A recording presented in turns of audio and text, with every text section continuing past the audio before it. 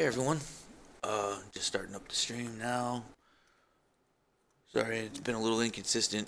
Usually between 3 and 4. I guess between 3 and 4:30 is when I'm usually going to stream. If I don't stream then there's not going to be a stream today. Yesterday I did stream yesterday. It's just it kind of came out like it might as well have just been a video, but I'm not going to do that today.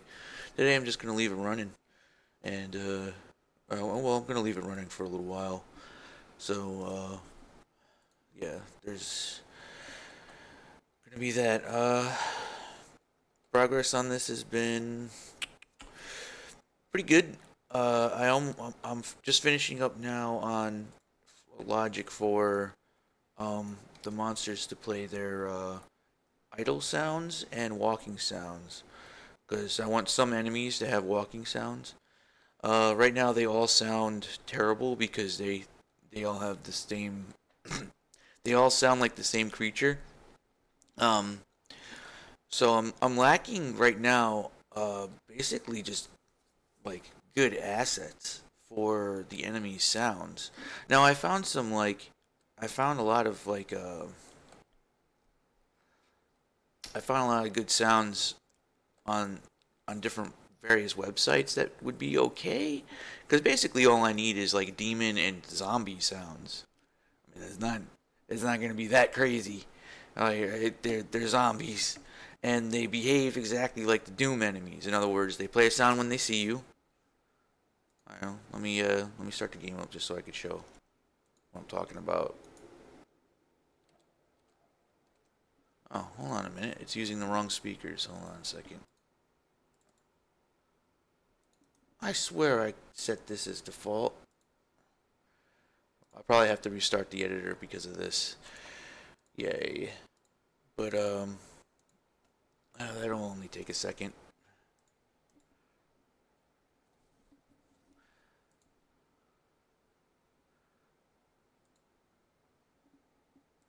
You can see there's like a ton of other projects. So now that I have... Well, I mean, it's not entirely hooked up, but by tonight, I'll like all the sounds on the monsters, like the functionality will be there, but I don't know if I'm gonna have sounds for them. Like I don't know a good place to go to get sounds for them. Here we go.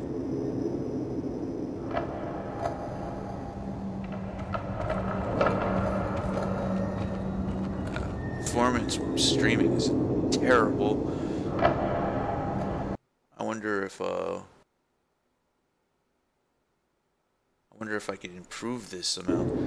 Oh, why not?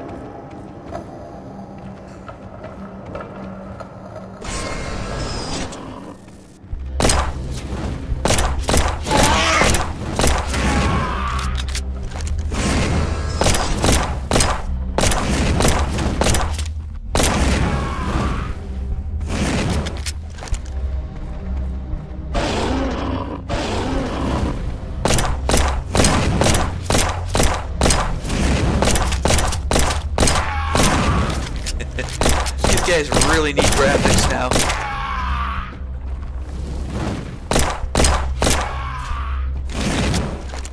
It'd be nice to have a little variation on their death sounds too. So, like, basically it's the zombies and demons. If I can get away with that, that shouldn't be too hard to set up, get functioning.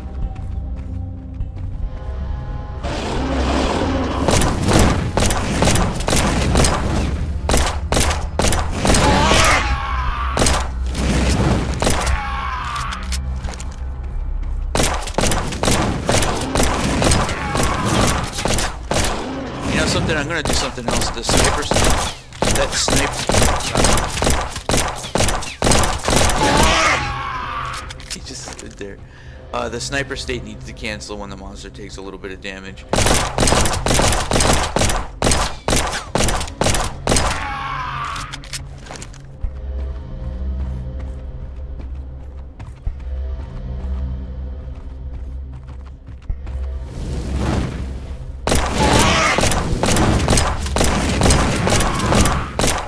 Maybe maybe that would just diminish the point of having sniper state in the first place. I don't know. Alright, so this guy... I really want them to sound different. Like, these guys are gonna sound... They're gonna be more like a Frankenstein kind of a zombie. Like, they're these big dudes with, like, just armor and stuff.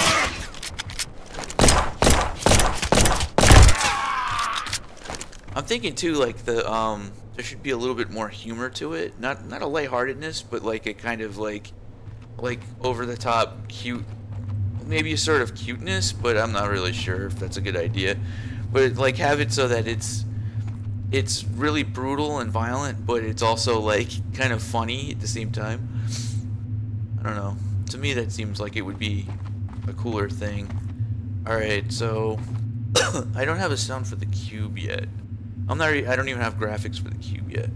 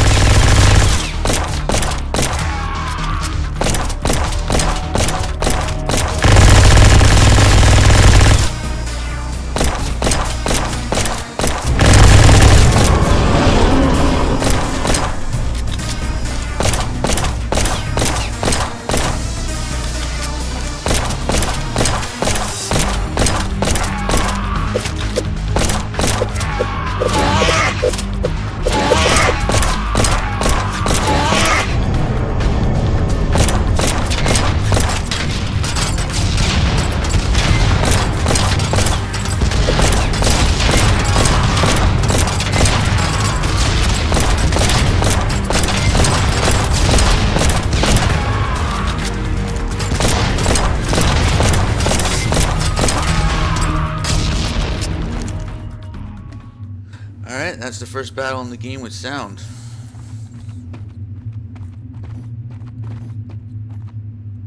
Alright, I got my shotgun. Level 2 blaster, but I'm not level 2 yet.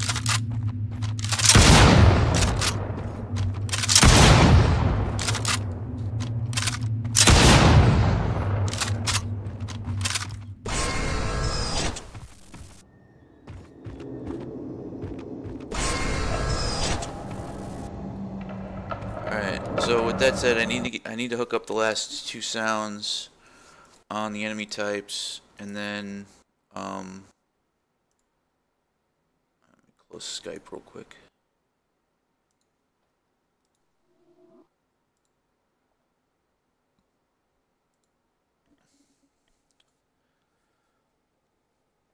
Content browser. Lately, I've been doing so much in the content browser, I just literally had to explode the damn thing out, because it's like, it was just this little tiny thing on the left side of the screen. Alright, so I have to go into, let's see,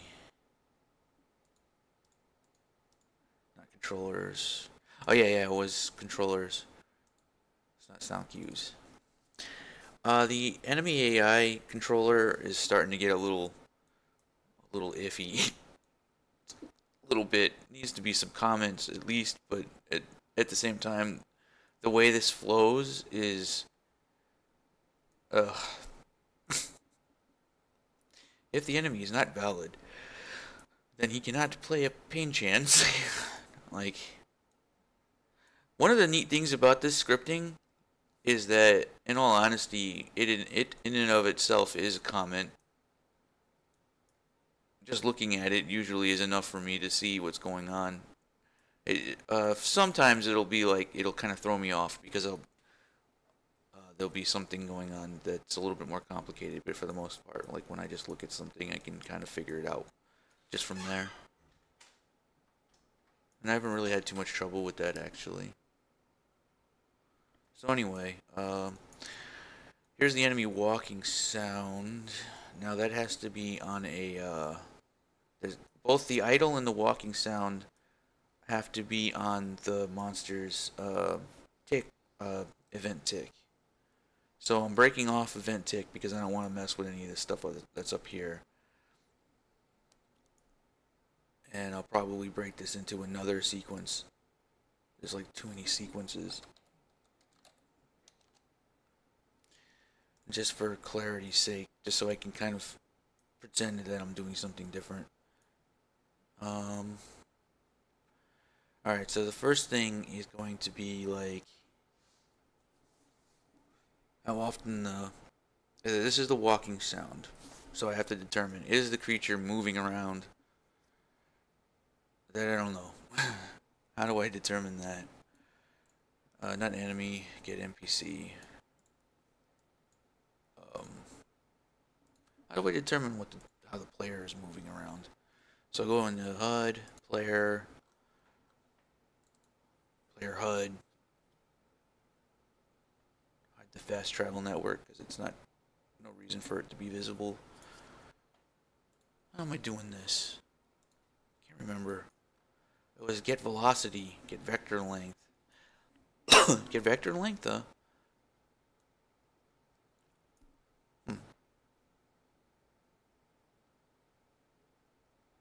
That's it, huh? So now if the enemy is moving, and if the enemy is on the ground,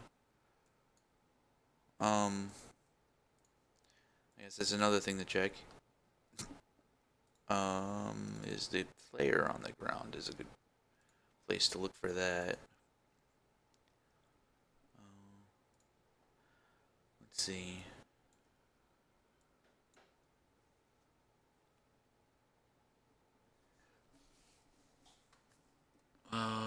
Would be player character. I think it's just in the character base. Because I don't let you jump if you're already in the air unless you have double jump.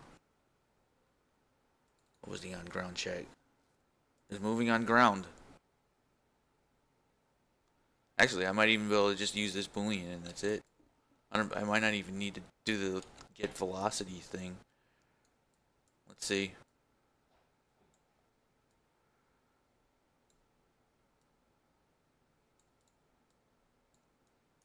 Whoa. Character movement.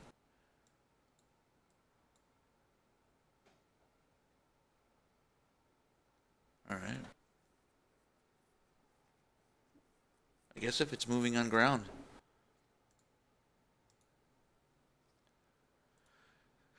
Now, not all the enemies are going to have foot sounds.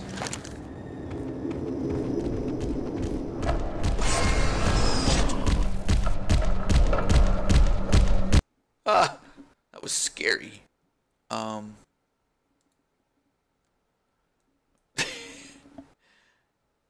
Interesting. So not all of these were valid. I guess the controllers existed before the NPC is valid. I was getting a whole bunch of errors there.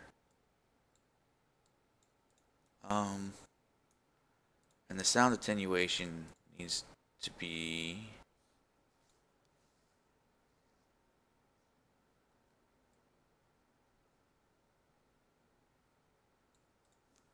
I don't know, actually. Let's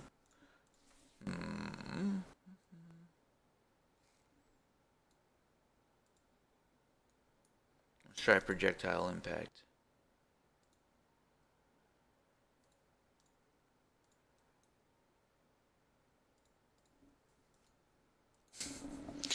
That is some serious footsteps. Oh man, look at how many errors this spawned. I think that's one for every enemy in the entire game. Or the entire level. That's crazy. Alright.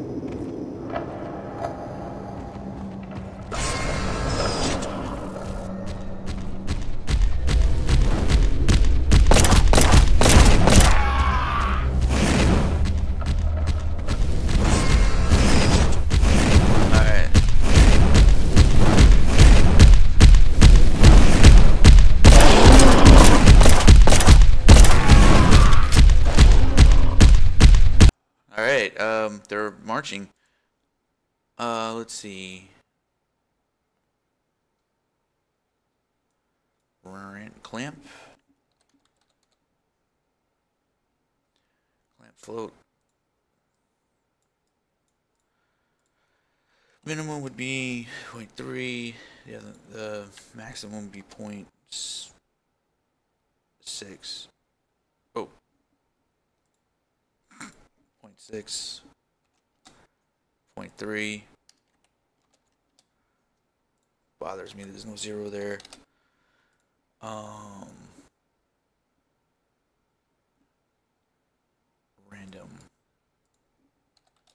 Random float in range. Oh. Alright. Maybe I need some coffee. Here I am clamping. There's no need to clamp. I'll be right back.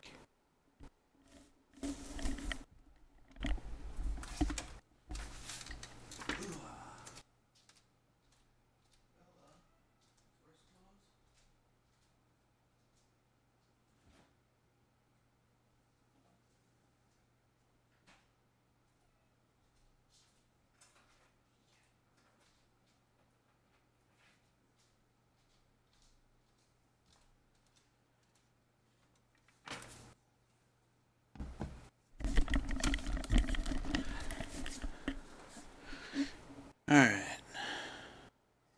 See, what do I got going on here?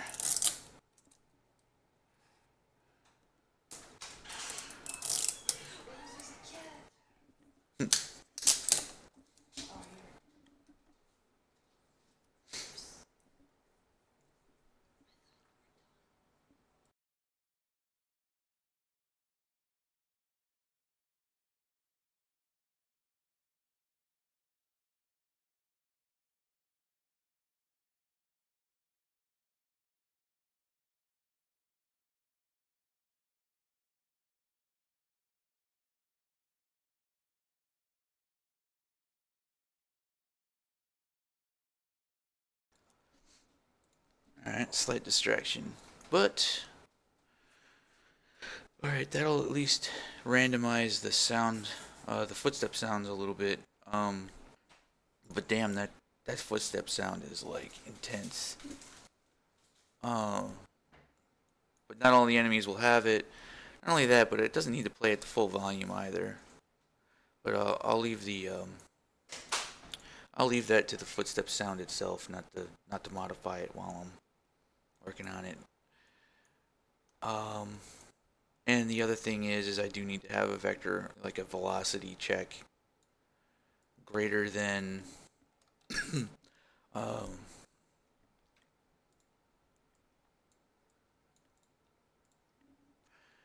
say a lot of these guys are moving around 400. Slower guys usually move around to, if they're not moving faster than 200, then I don't want them playing sound.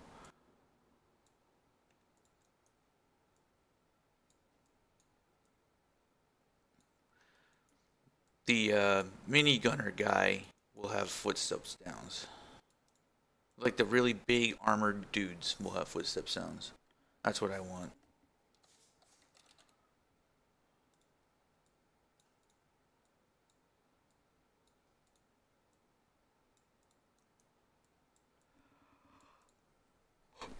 Alright. Let's see how this works.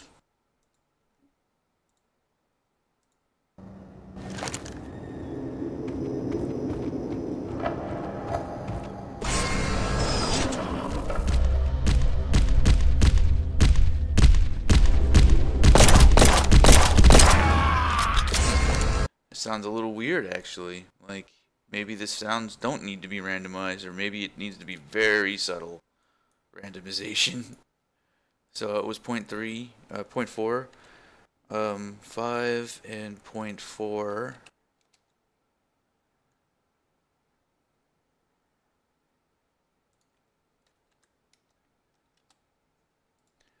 Yeah, let's try that. Actually, no, it's 3.5 and 4.5. Alright, that should be a pretty good variance, I think. I think that's a good variance.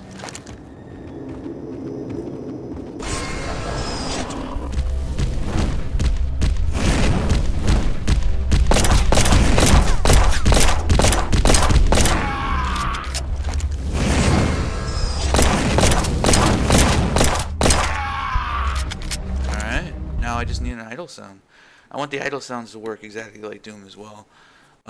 Where they just they have a sound that they play when they're running around and you can hear them through walls and shit and you know what they are. I like that kind of enemy recognition.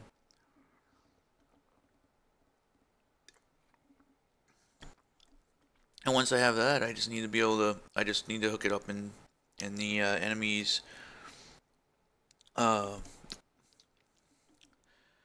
what is it called? Why am I blanking on this? In the struct, which is pretty straightforward. It's just four sound effects. At which point I need to spend a lot of time finding sound effects, because sound effects are going to be a thing. I'm going to have to get like a big like Frankenstein sounding dude, and I need to have like regular zombie like sounds, and yeah, it's just like lots of zombie sounds. I don't know.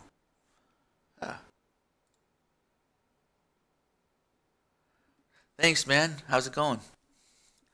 Yo, saw the latest video you posted, looking and sounding good. You should see how it is now. It's even further along from the video, because I made a lot of progress last night. Right now I'm getting ready to do idle sounds. I just added the ability to put footstep sounds on the monsters, so all of the monsters sound like they weigh like 1,000 pounds now, when it's really just supposed to be certain enemies that sound that way. Actually, I need to fight a chain gun guy. On that note, let me gear up so I can just go and fight one. Make sure that he sounds correct. Actually, let me use double barrel. That's more. Blaster. Actually, a magnum. Yeah, I'll do that. Oh yeah, that's another thing I need to hook up is every time an inventory item moves around, I want it to have its own sound. Well, or a similar sound or something like that. Armor needs to sound like something. Wonder why it plays that twice.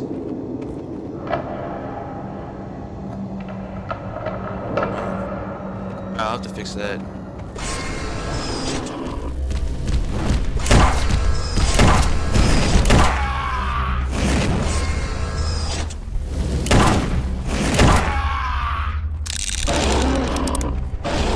That time it worked.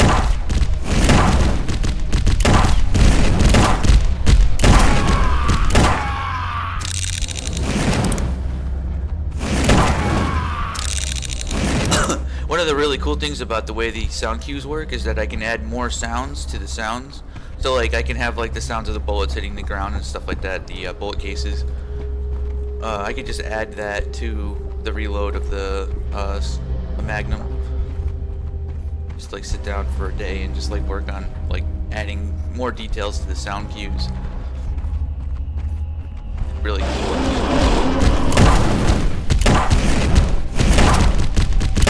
Maybe they should all have footstep sounds. It should just be different footstep sounds. There's something kind of like scary about it.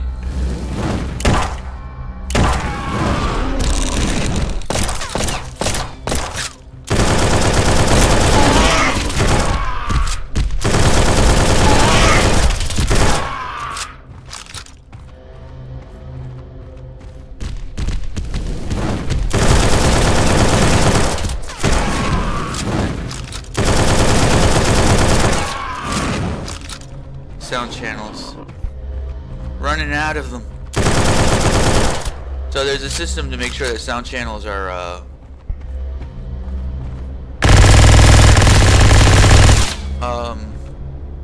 like the certain sounds are cut out before others. I didn't make sure that impact sounds are cut out before. He's not playing this sound. He's the guy who's supposed to be playing the sound. This was for him. Damn it. The velocity. How slow are they? Let's make it 100. Damn.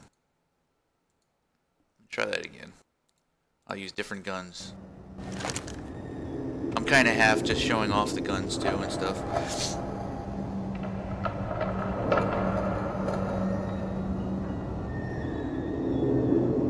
That's pretty cool. I don't even know how many polygons the guns I'm making are. Some of them might actually be kind of bad. Let's see. Where's the double barrel? Although, it probably isn't too hard to replace the models. These meshes are probably going to be very easy to optimize later on. Especially once they already exist. They just have a list of them. Be like, okay, take these meshes and make them look good. Like, you know, optimize them and make them look a little better. And then you'd be done. Oops. Oh, and...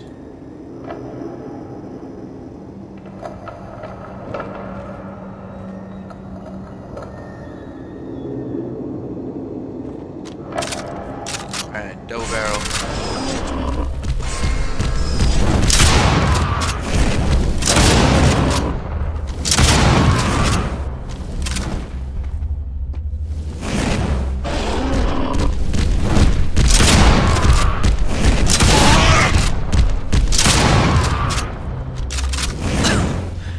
Yeah, if they have footstep sounds, but they're just not...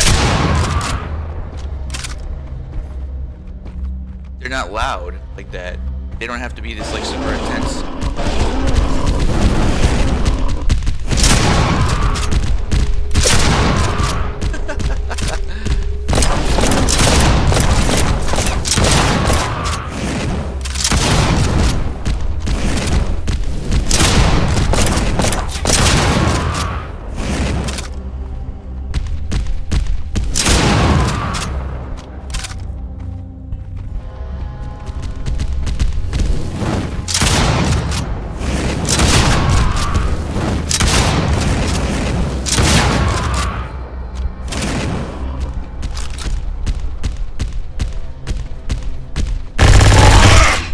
Now, he's the guy who's supposed to have that sound.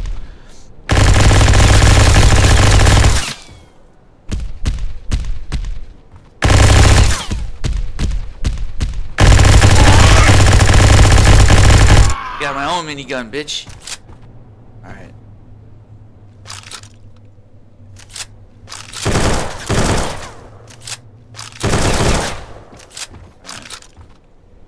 So with that, okay, so the walking sounds are functioning correctly now.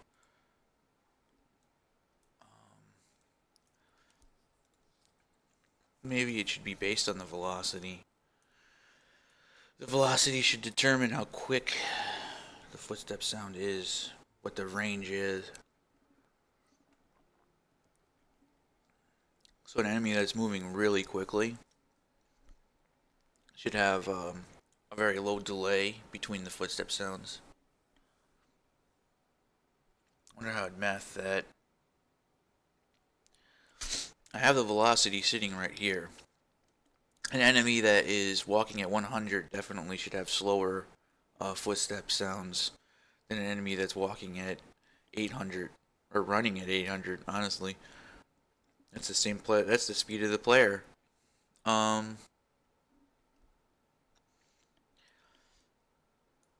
would I translate that though? If it's 0.35, so 0.35 and 0.45 would be would equal 400. Well, that actually kind of comes out a little bit. Alright. Yeah, would be 0.4. Okay, so 400.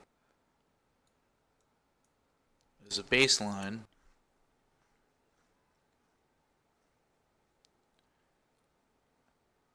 I could just multiply times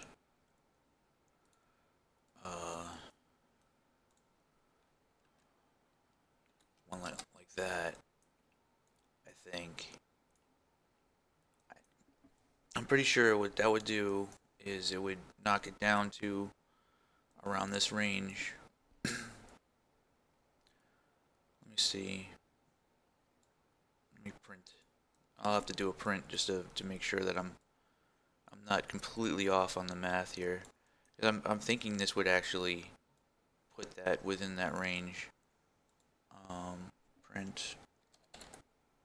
I can't. I gotta do a print here. So like, if the monster's moving quickly, you'll play the sound faster. So let's see. What are you doing that sci-fi gun model for?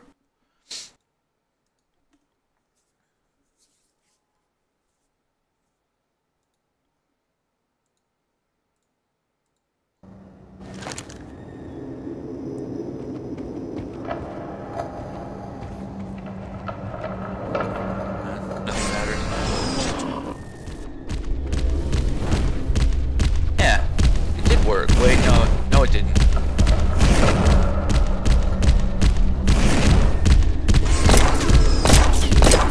I have to multiply it by a smaller number for this to work.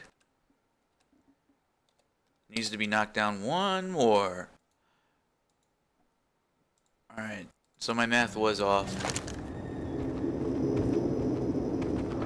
Let's see. Yeah, there we are. That's about the range that I was already working.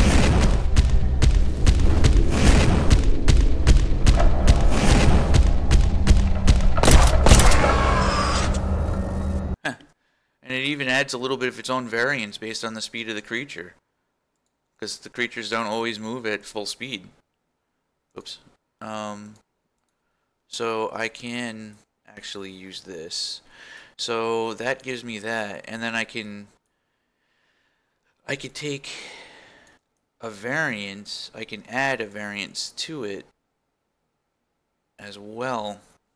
So I could take this variable and add to it and make the variance negative 0.5 and 0.5. There we go. That'll randomize it a little bit more. And now the walking sounds are based on how fast the creature is moving. Honestly, I should probably be doing this with the player too. Shit. I didn't even think about it.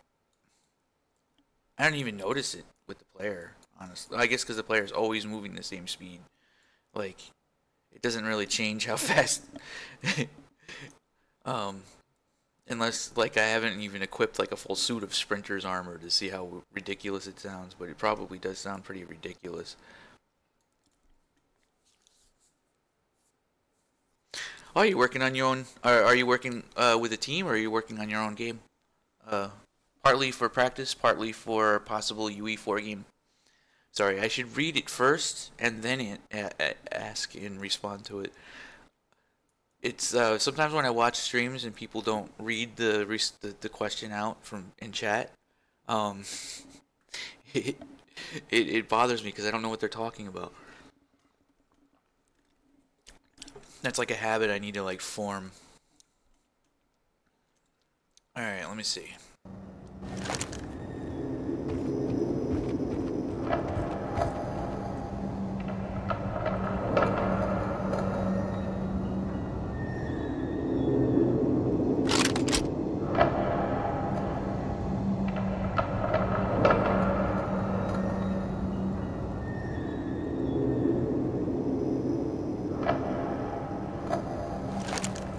Tri-fire pistol, auto shotgun. This is also kind of a good thing for me to do, even though I'm just testing something that's really simple. I'm spending a little bit of time just to make sure that I'm familiar with all the different gun sounds and stuff, and that they don't sound a little off or anything.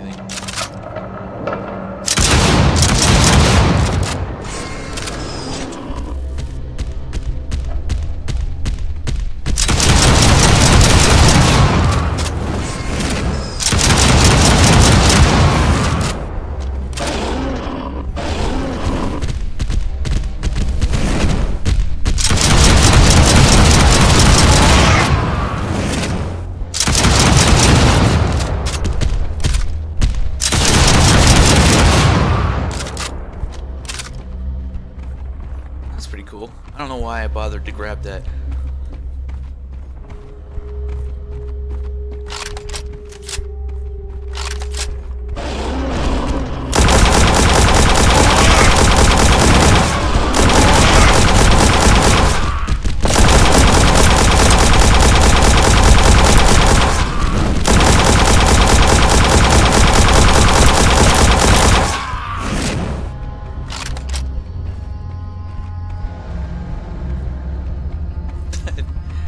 Why did I grab that?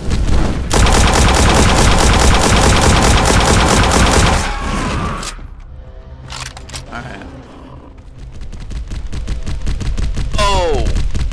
It needs to be the inverse!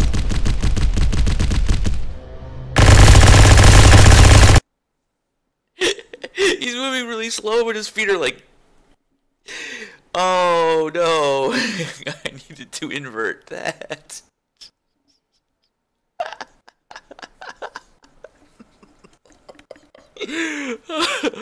Oh no, how am I gonna invert it? It could be a variation of any speed.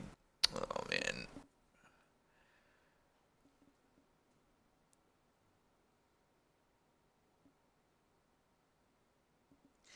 I'll say Alkali, I'm trying to do it as my own. Do it on my own. I'm trying to transition into a game development job in the near future, preferably as a 3D artist. 3D artists are in good shape. Like there's always going to be a need for more. So that's a good thing. But something I'm kind of noticing right now is it seems to be like a trend of people just solo developing games in Unreal 4. I think this was true for Unity as well, but I'm kind of noticing it on the Unreal 4 side because the games on Unreal 4 seem to be a little higher quality on average. Like, I don't know. I guess it really depends. But like, you'll see like a first-person shooter more often in the Unreal 4 engine than you will something else. And there's just like there's this one that I saw that is just fucking amazing. It was in here. It's called come on. That's trending. Where's the spotlight? Is it in the marketplace? No. Community. Here it is. Bright Memory. Now this guy is solo creating this project. I don't know if you've already seen this before or just recommend watching the video. But holy shit. He says he's been working on it for 2 years. I guess I'd be pretty far along too if I was 2 years, but I wouldn't be like this because I'm not trying to do this style of art. Why is it not loading? Do I not have internet? Obviously I have internet if I'm watching, if I'm like communicating with you guys. What the hell, man? Maybe YouTube's just being a... Alright, well, Bright Memory... Like, look at the video of this fucking game. It is fucking inspiring. Like, I can't say enough good things about seeing projects like this being done by one person. Like, that to me just shows a whole paradigm. Like, I mean, I've seen a lot of Unity games where, you know, it was designed in Unity or Game Maker and it was like by 1 or 2 people or something like this. This motherfucker looks like some AAA game or some... well, I mean, if you look closely, you can see that a lot of the assets are coming from like different places in the marketplace and stuff like that. But There's an awful lot of stuff here that didn't come from the marketplace that he made himself, and yeah, man, it's like what happens if a very very talented artist who with a technical mind can like get into something. Man, it's unstoppable. Really good. I don't know why the video wasn't loading. I don't know. It took like I was waiting like 15 seconds, maybe 20 seconds. It's way too much for me. All right, so now I have to. Now I have to invert this.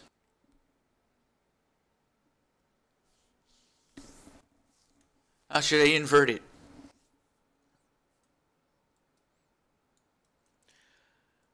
Usually when you want to invert a variable, I think you can just get away with doing subtraction. So you take the value that you want to be 1.0, right? Which this is about as fast as the enemies are ever going to go. And then you subtract this from it, and no. Yeah, because if it's about 400, yeah.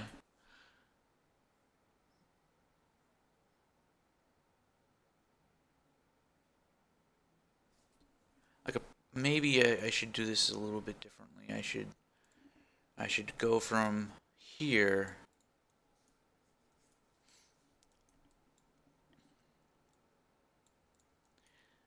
And I should clamp, or I should clamp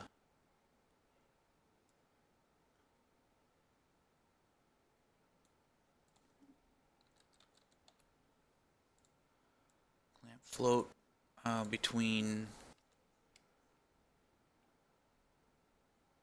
No, I can't clamp. Or well, no, yeah, I can. 100.1 and 0.8.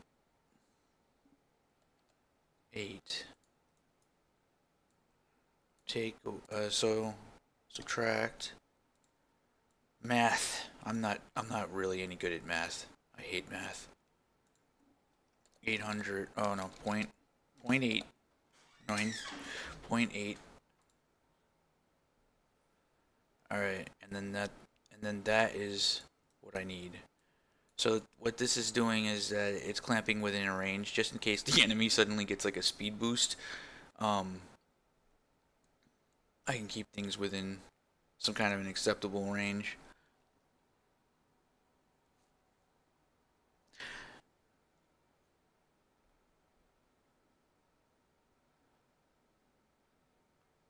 If I multiply by -1, then the delay will break the time continuum, I think. Oh yeah, I saw that. It looks pretty cool. Have you seen Lost Soulside? One guy worked for 2 years on it just recently. He got a grant from Epic and now is working with a team from Sony to finish it. Man, that sounds awesome. Soulside. Lost Soul Aside. I want to take a look at that right now. Hopefully, it'll let me know. Lost Soul Aside trailer, high definition. Coding your own games is easier than you think. You know, you should take this online. Is it? Oh yeah, I have seen this. Yeah, Jesus fucking hell, man.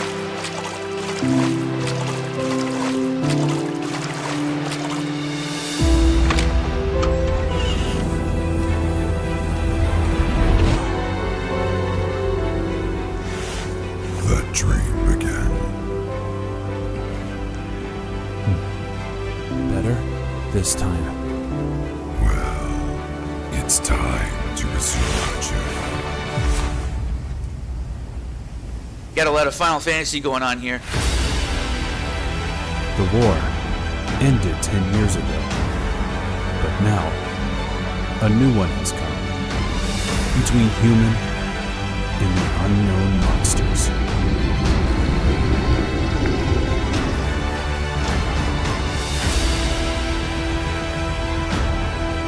Open world.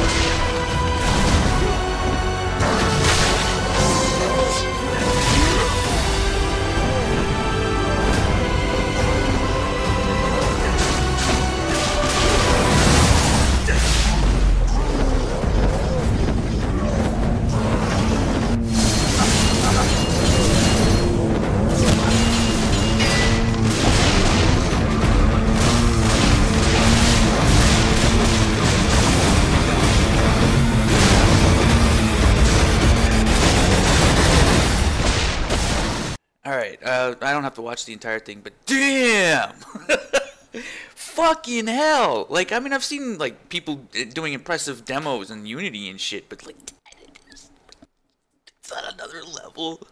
Like, come on. All right, maybe I'll get some people in here that like Unity represent or something. But, and this was done by what? One guy for 2 years. Man, I want to work on something for 2 years. Do I? Of course I do. I want to work on something for 2 years. See, the thing is though, is like,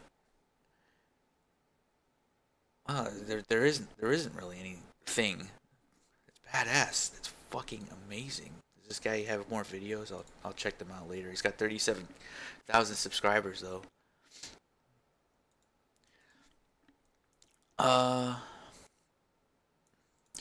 So if I can't feed a delay a negative value. So if I subtract by -1, it would just make the value -1. So like with stuff like that though, you have like you have somebody who's like a seasoned or a talented artist, or somebody who just has, you know, a pretty good understanding of like getting good character models into a game, and then they just make a really badass character, animate the character, and you know, you get up real close to the face and you can see their skin and their eyes and their all that stuff. That must take a huge amount of work just in and of itself, because I know like a lot of the time when the art level gets to that high, you can expect an artist to work on a single character for like 2 months, and that would be like their main thing. Actually, sometimes I kind of regret not working as an artist for a little while to experience that, because having the ability to work on one thing for 2 months and you're totally driving, that's really interesting. Like, you're the one who's determining whether or not this guy's gonna have like a dimple on his fucking cheek. You know, you're the one determining whether or not this, you know, if his hair is gonna be hanging down in his front of his face, and how big his muscles are gonna be, and like what he's carrying. Like, does he have a backpack? Does he not? Does he have a long coat? Like, they'll probably give you like concept art and stuff like that, but there's something to be said about that, because like the life of an artist, the only drawback that I've seen when you're working in the game industry as an artist is that it's typical art stuff. You're basically, you scrutinize yourself until you go insane. I'm working on my 3D art skills and learning Unreal to eventually get to the point where I feel comfortable enough to build a demo of the third-person sci-fi action adventure game I've been planning. Now's the time. All I'm saying. I'm serious. Like, especially if you're, if you're a teenager, like, just do two things. If you're a teenager right now, make sure that you pay attention to cryptocurrency, and pay attention, pay attention to the tech, because both are just going to continue to get more popular, more better. Like, and there's like, you can almost guarantee yourself like being able to support yourself by the time you're like in your early 20s. But as the technology gets better and better, the more powerful the individual becomes, right? So that's what we're seeing. We're just seeing the technology getting better and better. Like, I could have done this stuff 10 years ago, maybe, but I would be doing it all in C++, and then I wouldn't have access to an engine like this. I mean, you gotta admit, like, it's pretty slick being able to just do everything in blueprints. But yeah, like that, like 10 years ago, what you just said wouldn't really be a very good plan. I would hear you say that, and I would be like, you're just gonna make your own action adventure game? You know? Good luck. You know what I mean? 10 years ago. I don't feel that way now. Not even 10 years ago. Shit. My time is fucked up. 17 years ago. The last 7 years didn't really happen. It's still 2010.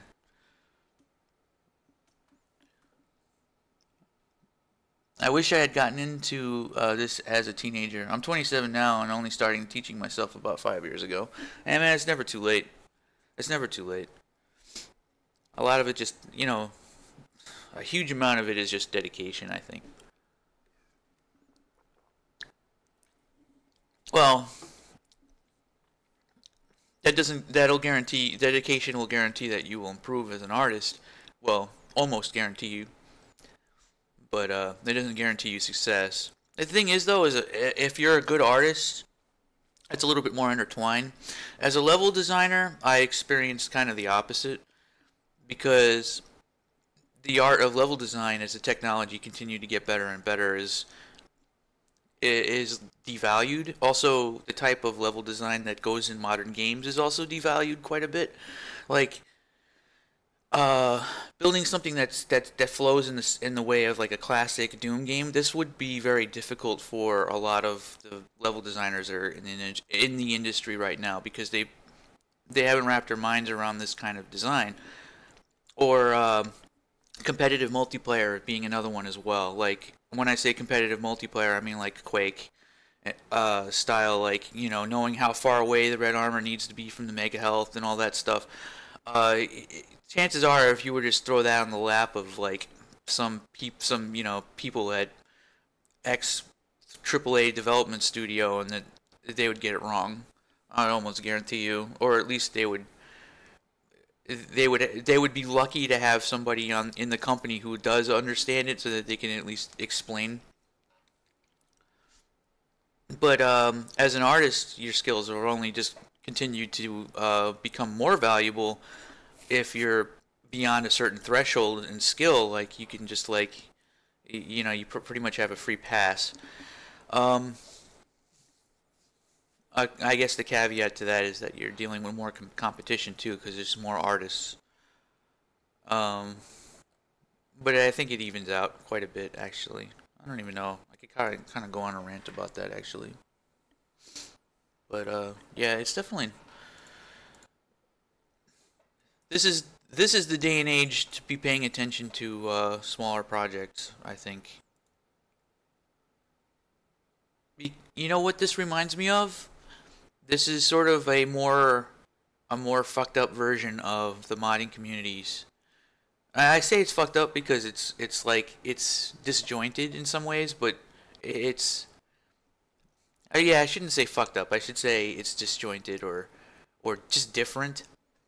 But the modding communities in the 90s, you saw a lot of stuff emerge out of that, right? I think that's what Epic has planted the seed for with this tech, is that Epic is basically the new id Software with their and Unreal 4 is the new modding community, is the new big modding community that's going to probably spawn all kinds of crazy shit, especially if an individual can create something that's significant. Before, an individual was able to create something significant because they were working off of like an existing game, right?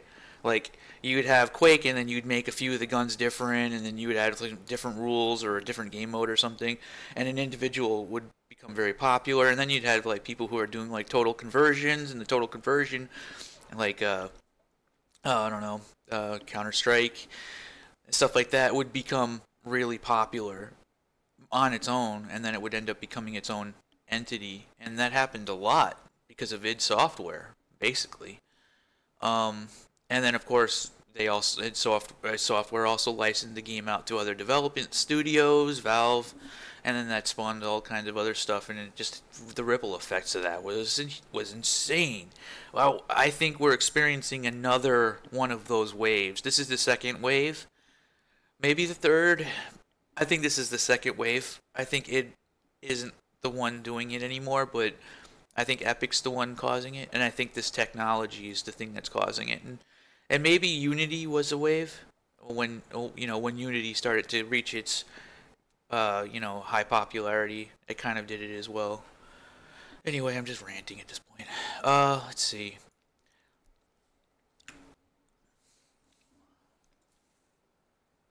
Okay, I inversed it. 0.8, and then just subtract it. Alright, let's see what happens.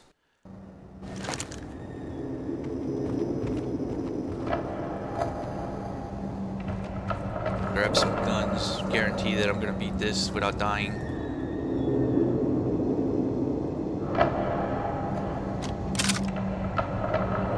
Lightning gun. Stuff with no view model. Tri-fire pistol. I need a rifle. Should be a submachine gun. One game that has its shit together for level environment design is Black Desert Online. I found very few games that give me that same sense of wonder at geography and intricacy of cities. Yeah, their cities are pretty crazy, actually. Their cities just seem like real places. My only problem is that with Black Desert is that I always have like a hard time feeling like I have a purpose in the game. I guess for me, I'm the kind of person that needs to have a carrot in front of me all the time. I guess that shows up in my game design.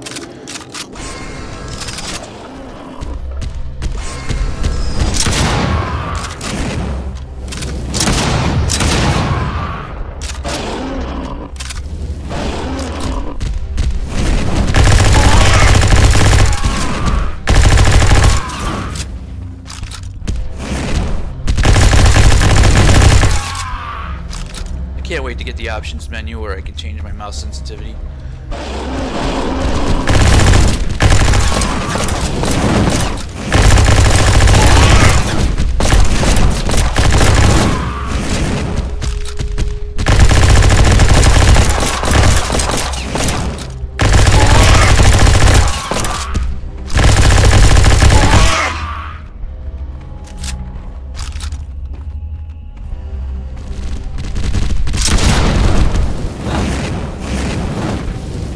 That?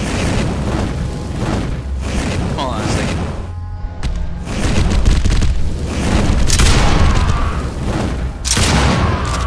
Alright, I fucked up the math. Let's see how this guy sounds. He's working.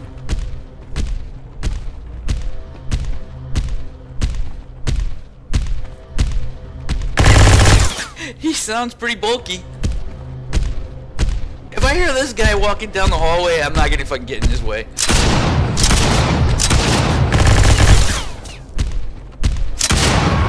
Okay, I know what I need to do now. I need to increase the range to 1.2. 1.2 is about the fastest an enemy is ever going to go, like under any circumstances. I'm never going to allow the enemy to go, well, much faster than 800. Like, they'll never go this fast unless there's something really weird going on, and chances are it'll be an enemy that doesn't have footsteps or something. A murder hobo.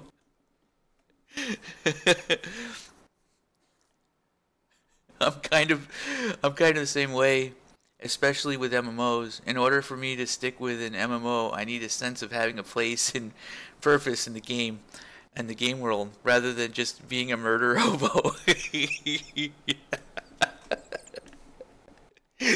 Aw, man, now that I'm never going to be able to erase that thought from my mind. I'll play Black Desert Online, I'm going to be like, I'm a murder hobo. Well, I mean, I bought a house. Does that technically just make me a murderer? But a murder hobo. That's fucking hilarious. Okay. With a range of that, that might have other effects. That might make it a little bit too much. I'm gonna stay with this. All right. So the problem with this is that it's gonna cause all of the footsteps to be a little bit slower. But all right, let me pick different guns this time. All right, auto pistol, sniper rifle. What kind of shotgun do I want? The regular shotgun. I barely use that. Regular shotgun. And yeah.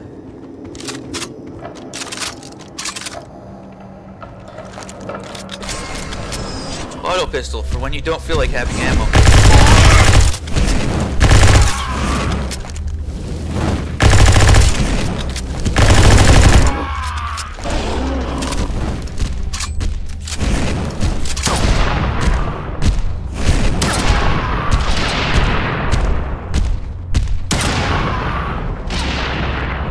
there's a problem with the auto pistol attenuation. I'm in the sniper rifle. When you fire the sniper rifle, it makes it sound a little bit like and you start moving around, you hear an echo. It's kind of weird.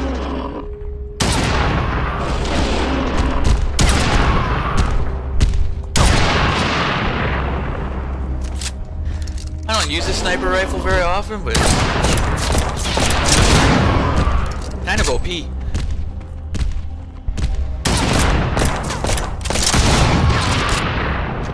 I don't like when they have a sliver of health left over like that. That happens a lot, actually.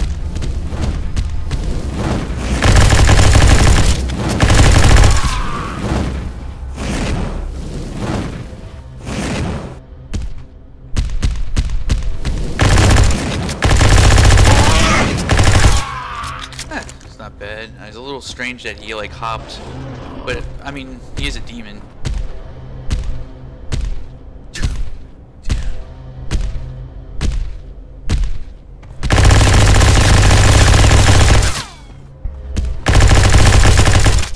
Oh.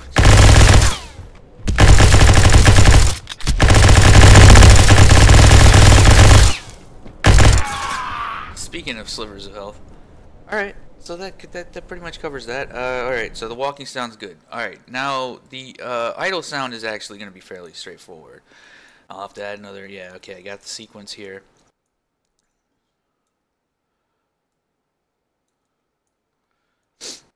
I am going to have to like just make a video, or I'm gonna like do a series of videos where all I'm doing is just commenting my fucking blueprints. I'm just gonna go through. I'm gonna grab all this. This right here is for the pain chance. I check to see how much health the enemy currently has, and to determine whether or not he took damage based on an NPC health check variable. And then at that point, I determine whether or not he's lost health, and then I will do a pain chance, which will give him a sound. Let's see. Now I need an idle sound.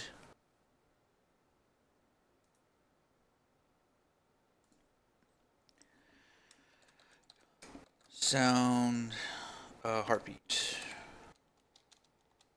It is kind of a heartbeat. So it's going to be inconsistent on purpose.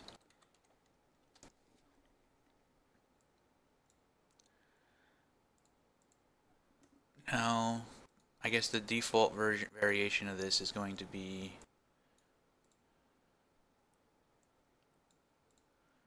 there's going to be a point in time where, yeah, alright, I'm going to subtract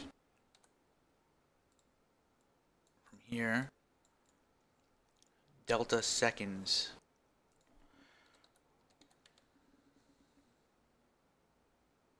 Yeah, world delta seconds. Now the heartbeat has to be like, I'm gonna go between 8 and 4 seconds. That's how often these guys are gonna be doing their thing. Alright, but the first one's gonna be longest because they play there like, hey, I'm seeing you. Murder hobo is the common term in pen and paper RPGs to refer to the player characters. They just kind of wander around the world killing virtually anything that gets in their way. Yeah, I didn't realize it was already a popular term. I guess I was just out of the loop. It's a fucking good one now. I guess that's why it's been so popular. I don't know why I never heard of it, though. I guess I don't play too many pen and paper RPGs. Well, let's see.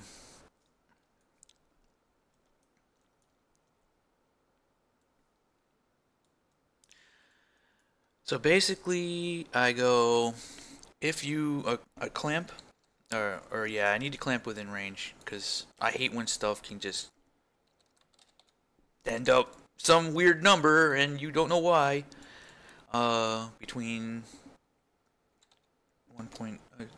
12? Yeah. So it'll be like 12 seconds at the most. If it equals 0, so I'm going to do equal float. If you equal 0, branch. And then I'm going to play the idle sound. And we go. How often do the monsters in Doom play their idle sound? Is it like "rrr, rrr"? It's like almost like once every 2 or 3 seconds, isn't it? Maybe I should try 4 seconds and see how it is. Like, are these guys gonna be too noisy, or are they gonna be like, it's 4 seconds longer than I think it is?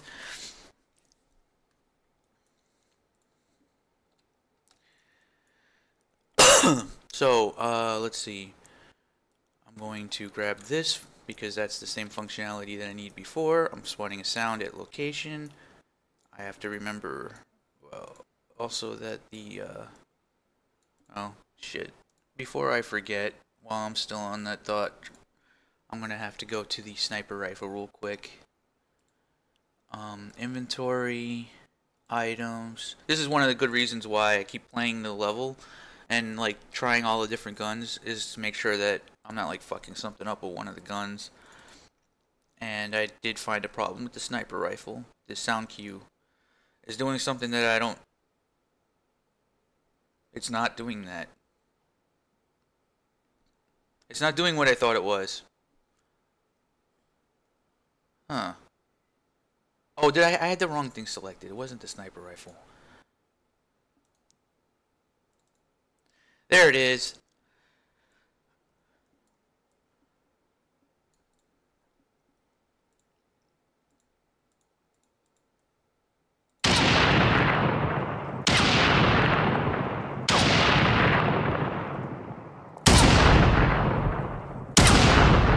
Yeah. I like this idea, but I think it's better, if you're gonna do this, it's better to do it in multiplayer, playing the different sound on replication. So like other players will hear on the replication, the other players will just hear a different sound cue. To me, that sounds better. Or if things are like super far away, that's a determination. I don't want it to just be straight up like based on a distance variable. To me, I don't agree with that logic. I don't even think that's necessarily going to be heard by other players. I think that it's just kind of screwy, and it plays the wrong sound. I don't know. Maybe it's fine. It's like, to me, it just doesn't mesh very well. Alright,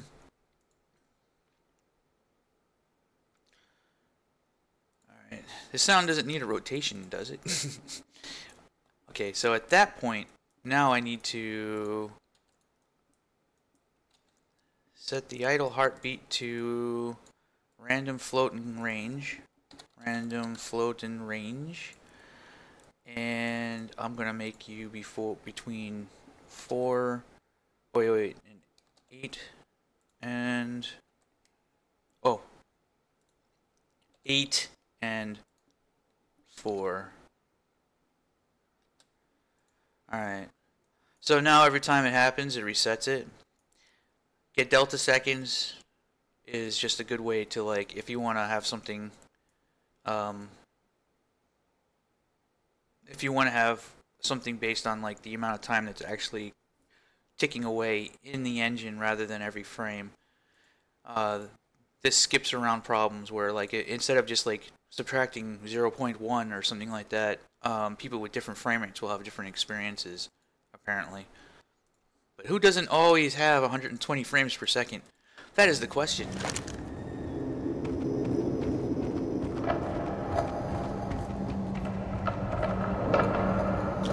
Alright, I think assault rifle, blaster. I'll use a sniper rifle again, just because I fixed something with it. Body armor. Let's see.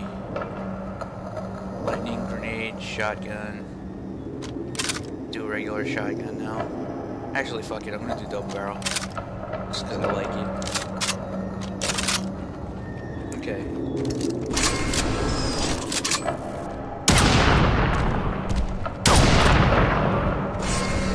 There we go. That works.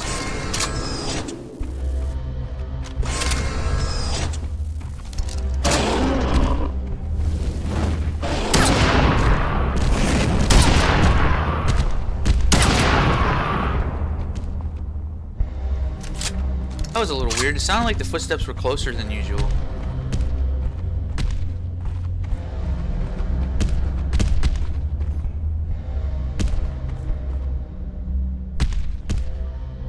What's going on up there? They're not programmed to do that.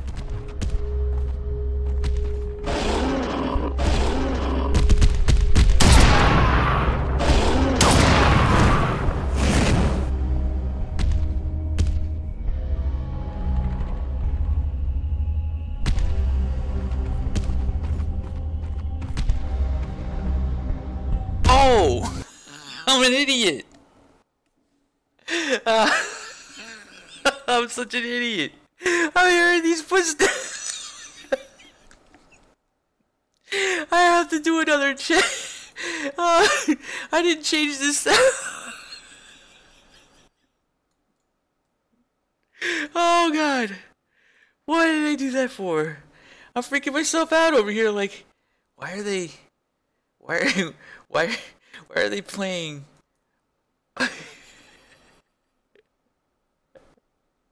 Oh god, why are they playing footstep sounds randomly? Okay.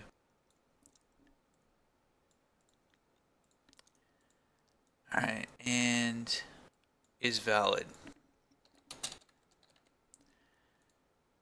It's freaking myself out over that.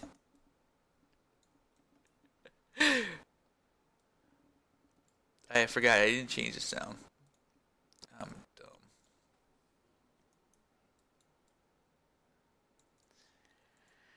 Well, at least we know it was working. But yeah, I don't want them playing idle sounds unless well, maybe they could play idle sounds even if they're not like active. I mean, more realistic. The thing is that it kind of ruins ambushes and stuff like that where you can hear them, but maybe that's a thing. Like, I don't know.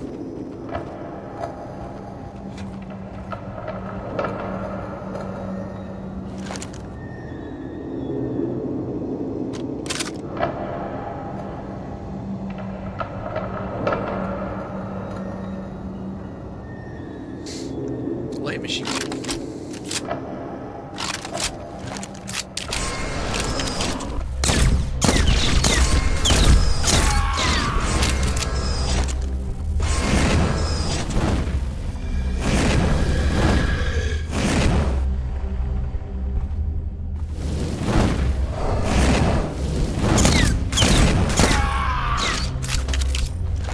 Did I see 2 damage markers for the price of 1?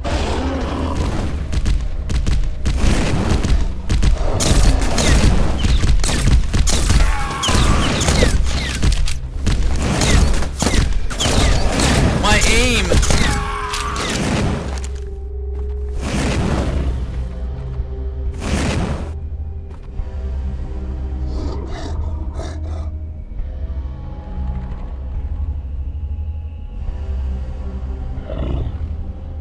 Yeah, he's playing sounds.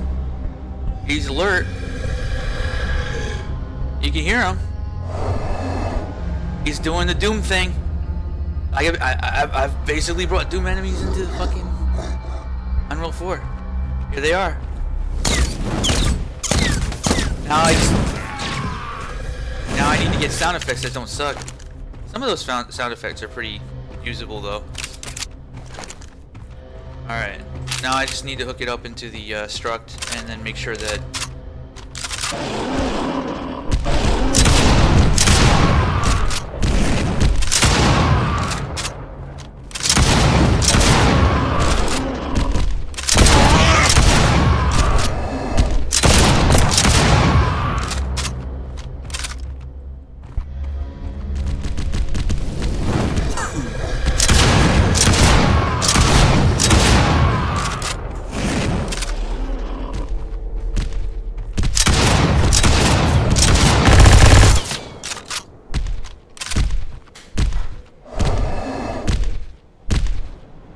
He's like, you know what? I almost need to make them noisier. Yeah, fuck it. I'm gonna make that heartbeat closer to like 3 seconds instead. So this will be 6. Base heartbeat will be 3. 6 and 3. Alright, now I'm going to play through the whole thing up to the first battle.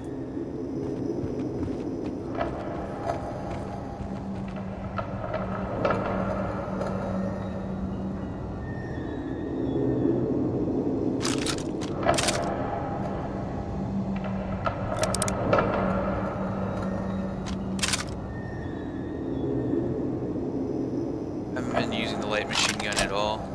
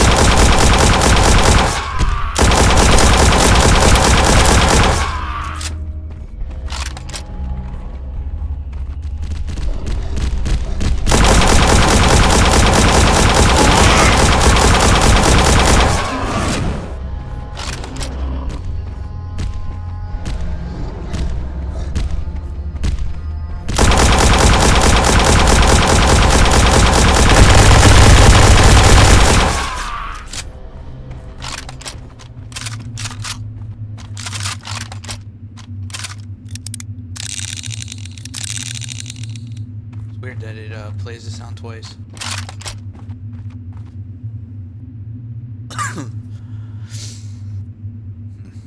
Alright, so here's the first battle.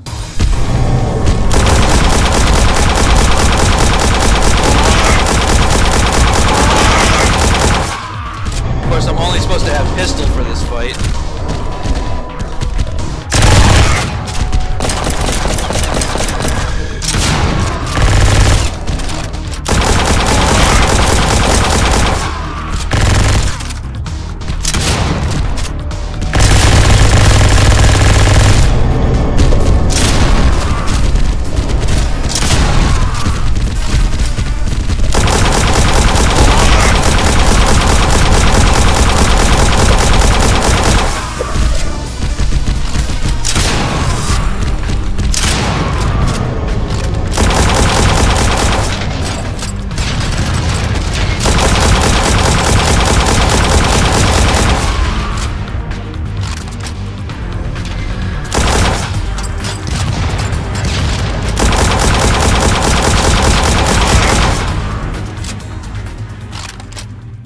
Level 6 boots. And what do we got here? Loot.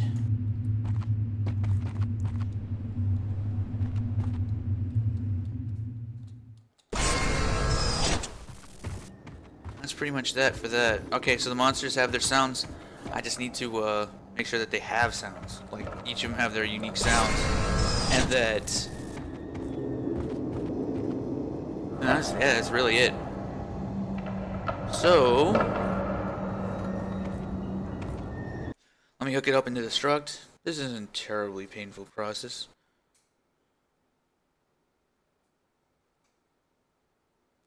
Yeah, there's a weird issue and I'm not really sure how to solve it. Actually, you know, let me solve. Okay, so anyway, for the stream, when you're moving and shooting, the shooting audio sounds like it's trailing behind you. Yeah, I've noticed that too. I'm gonna probably have to do something about that. Like, I have an idea on what I can do right now, and I'm just gonna go ahead and do it. Basically, in weapon base, I spawn a sound at location, right? But the sound doesn't attach to the player. So, like, I'll fire a gun. It's really noticeable with guns that are, like, fired from a really long distance. Alright, so I spawn at location, but it doesn't attach. And then anytime I try to do the spawn sound attached, so there's like a spawn sound attached. Let me make sure this is in the spawn player spawn projectile. Okay, this is where the sound actually happens in weapon base. So there's a spawn sound attached, and this just doesn't seem to work. Like I've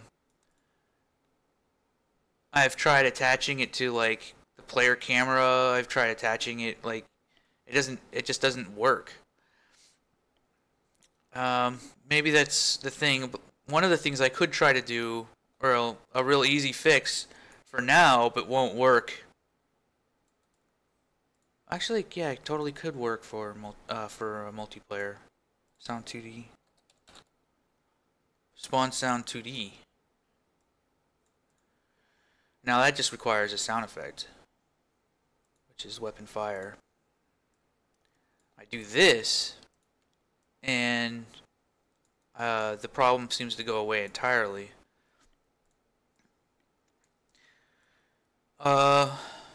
I think ultimately though the solution is going to be to figure out how to attach the sound effect to the player. Let's hear how this sounds real quick. Yeah, the sound shouldn't trail behind me, which is actually kind of weird because I've wrestled with the idea a little bit. Like, if I fire a gun and then I move over here, the sound is still where the sound came from. Is still from, I don't know.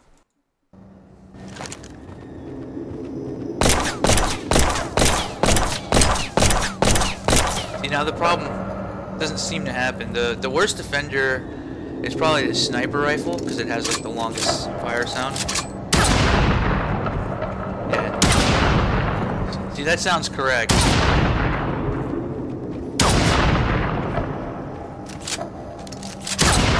Now the problem is with this is that the player's weapon fire sound has no attenuation.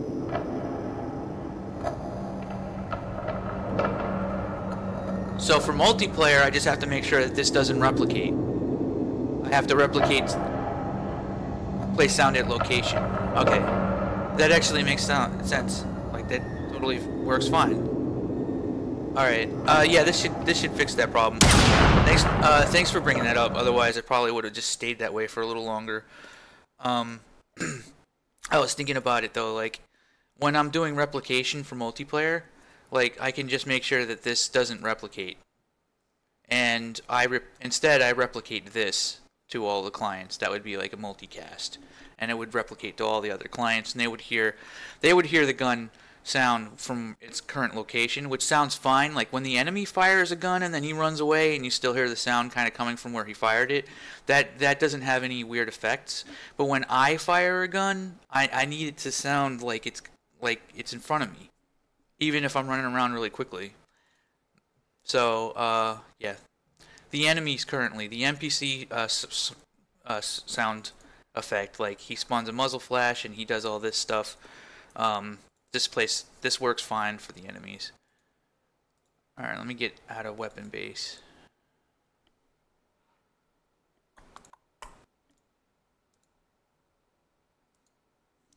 Content browser. Okay, well, what was I doing? Alright, I was doing something else right before I got into that.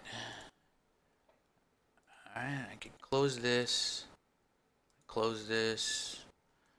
Not working in character base anymore. Okay, yep. Alright, I need to go to NPC base. Make sure that destruct is accounting for and yeah, okay. Either destruct is accounting for the new sound effects.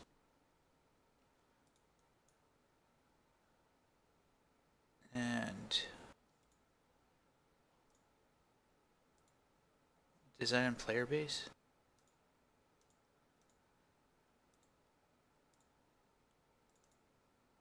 No, that's the data table.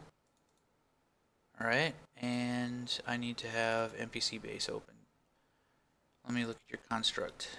Alright. That's in the struct there. So I got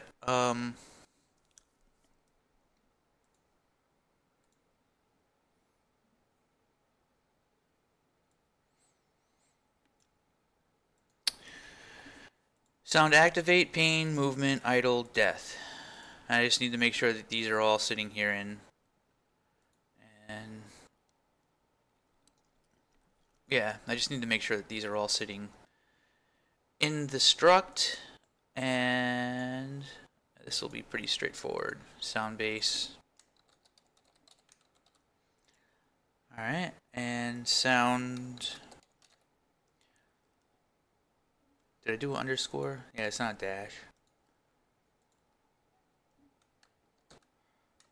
Activate. This is when you become angry.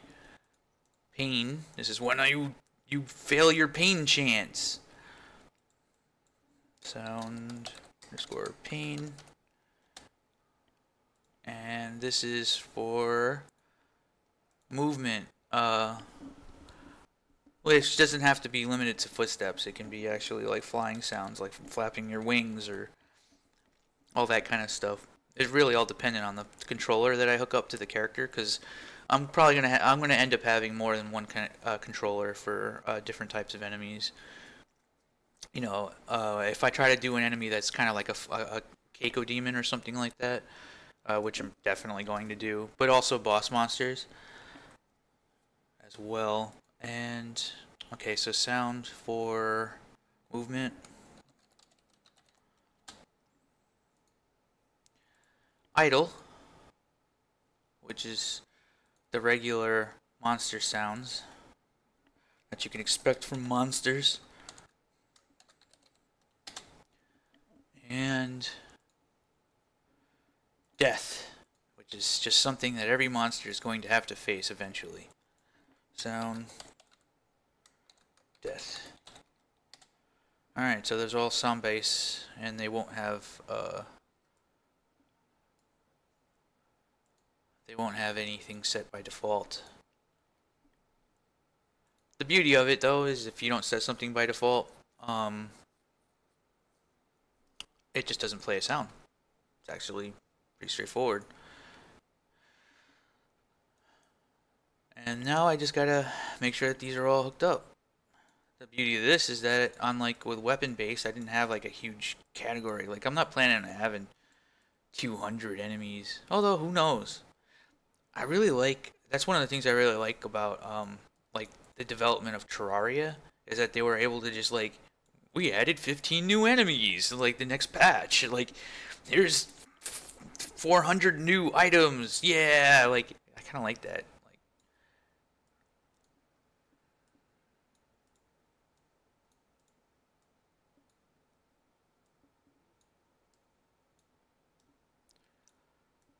but each of these guys will have to have art. So there's a bottleneck there. The beauty of that though is that they're voxels. I can hook those up pretty easy. Have a nice square Keiko demon. What are these enemies gonna look like? Oh my god, you would be able to see them. Alright. I think that's all hooked up now. So in NPC base, save all. In the data table, all these guys are gonna have to have their sounds hooked up. For now, it'll be a demon imp, which I should probably just call him a demon, because there's really no point in just keep calling him an imp. Like, I mean, it's kind of obvious. I'm copying Doom on some respects. Like, there's gonna be some stuff like that. It needs to diverge organically. It doesn't have to be the same thing. But it's a pretty good starting point, I think. Alright.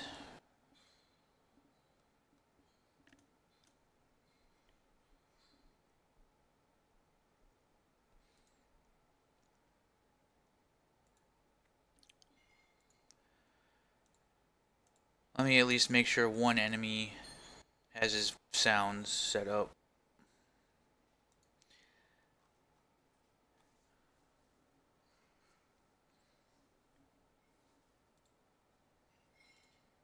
I think most of these sounds came from the horror, survival horror pack. I only needed to do a little bit to them as well. So let's see. Bullet drop? Oh. Body drop. Could add that to the death sound. It's easy enough.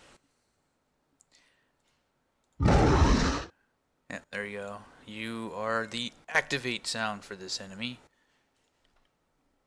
What else? You are the idle sound for this enemy.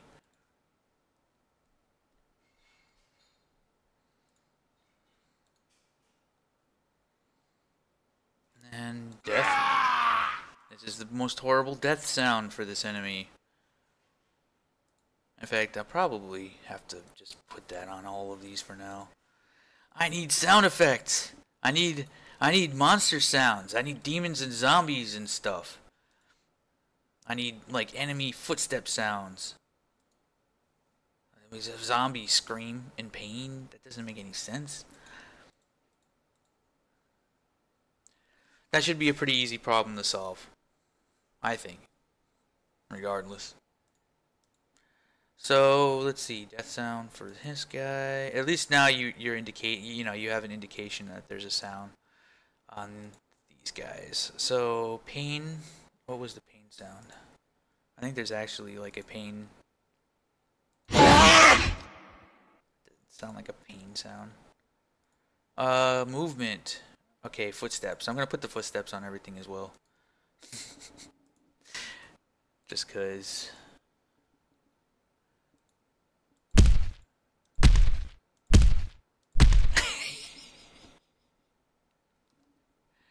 Is there like a... Ooh.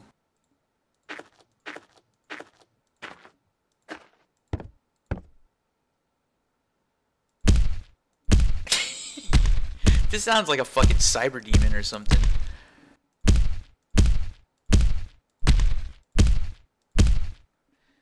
God. Man.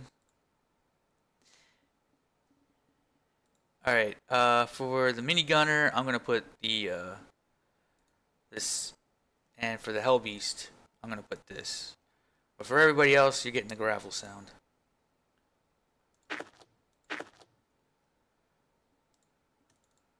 And on that note, I need to go to each one of these. Oh, all three of them. Collect. Paste. I don't know why it was hooked up this way. It's like you could have took like a couple seconds extra to just like hook these up properly. If you have a bunch of variations of sounds of the same sound, you just put a random node and it sounds so much better. Like it does such a big difference. I don't know why a lot of the sound packs for this were kind of hastily thrown together.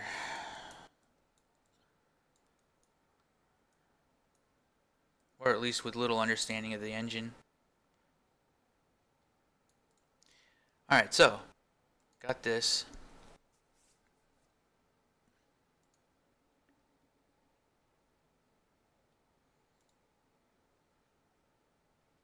Can I put this in? Ooh. Well, that's perfect. I can just click the tab. I don't even have to worry about it. Let's see.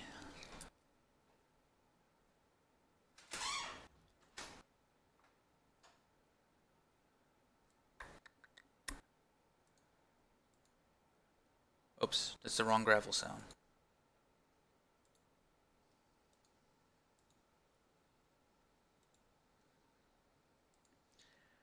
Gravel 1, gravel 2. It's gonna sound like a lot of gravel. Gravel 3, gravel 4. Oh, you know what? Grenadiers should sound like Grenadiers are also big, beefy dudes with grenade launchers. They're kind of like the ogres, I think. I'm kind of imagining a little bit like ogres from Quake 1. That's the kind of enemy that I want to see. I'll probably make a killing on Steam it once I start posting like actual character art. That's gonna be an interesting prospect. I hope so. If I can get support on that. Fuck crowdfunding if I can get like Steam it going. Slowly. It's happening.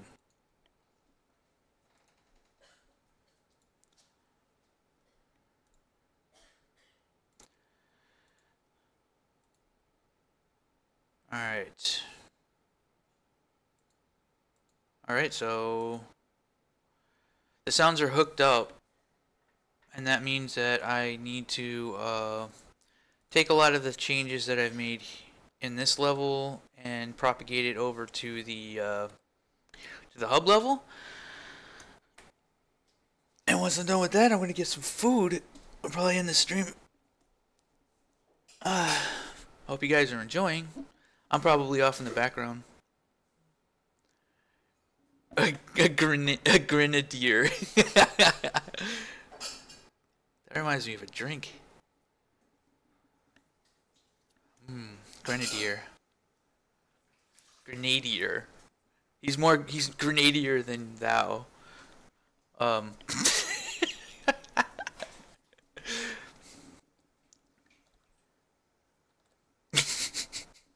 I'm sorry. You don't have to be a dad to make dad jokes, I guess. Okay, let's see. Yeah,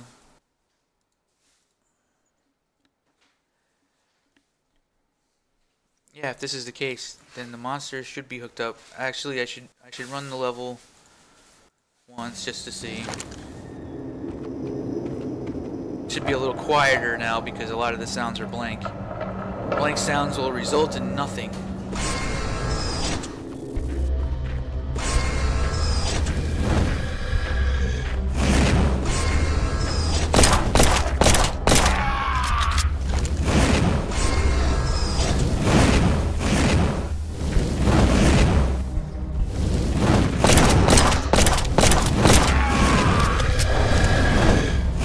He played a sound when he was dying.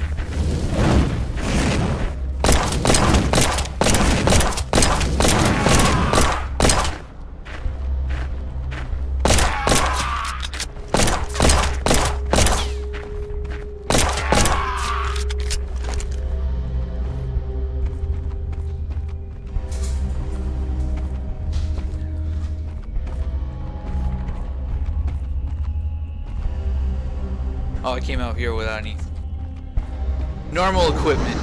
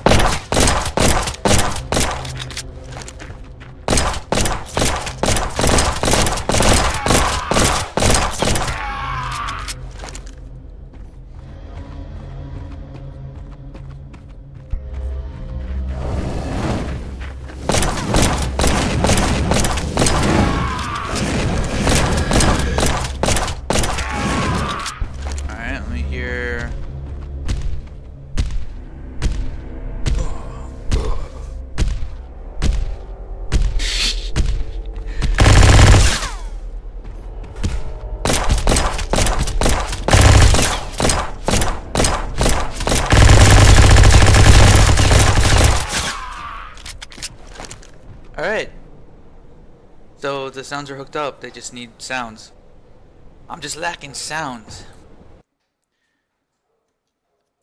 So with that, there's a barking dog outside. I don't know if you guys can hear that. I wonder what he's barking at. Sometimes dogs are just weird. Just pick random targets and bark. Alright, so hub 01. Okay, I'll make sure that double check, make sure that everything is saved. Alright. Here goes. Hub 01. Alright, this level doesn't quite have all of the same changes that I made to the previous one. And it also needs to have music.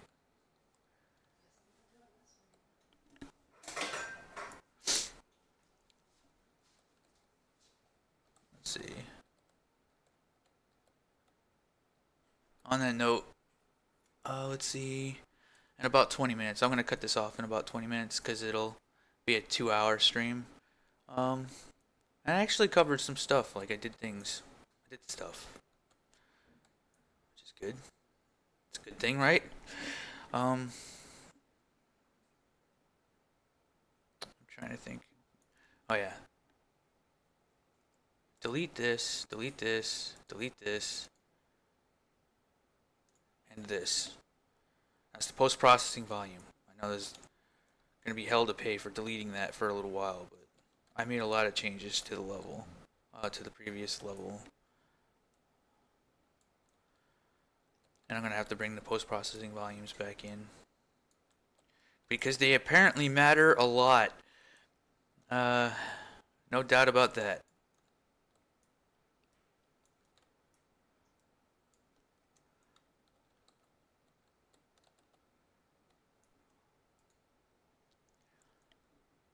So, alright, I just need one for an exterior space, interior space, and then there's just going to be a looping song on this level, and that's it.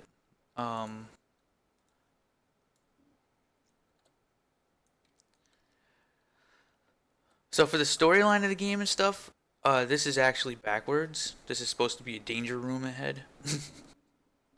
So just for the fuck of it, I'm just going to go ahead and just have it.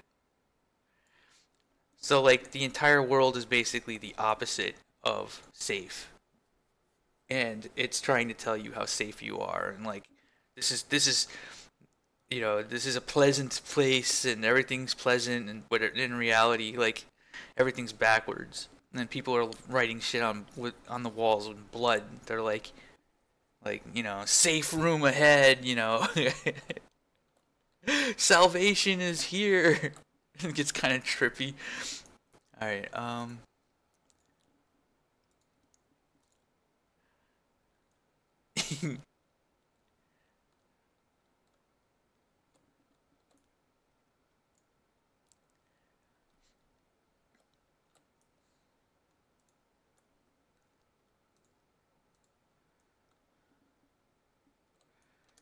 these post-processing volumes coming in.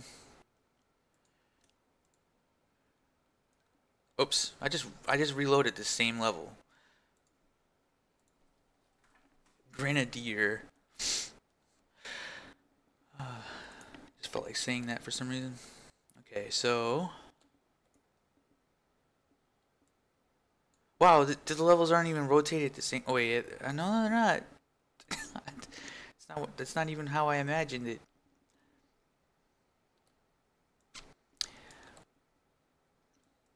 Okay, interior space is gonna get this. Exterior space is gonna get that.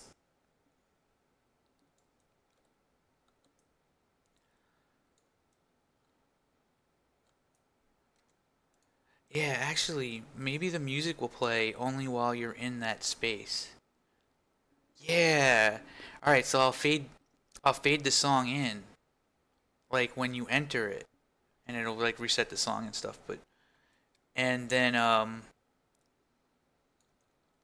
when you leave, it'll go back to silence again, and you'll just hear like wind and stuff.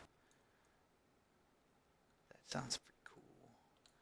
Also, too, I have to do like a pass as far as like get some dust motes going on. Dust motes. Make sure that there's a proper amount of ambience going on in this space. Oh, hey, what the hell? What? Did you go over here?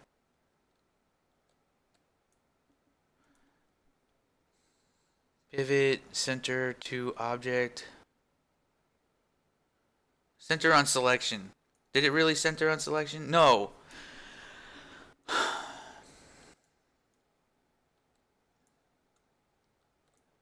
I'm sorry, Alley Cat, but these brushes are terrible.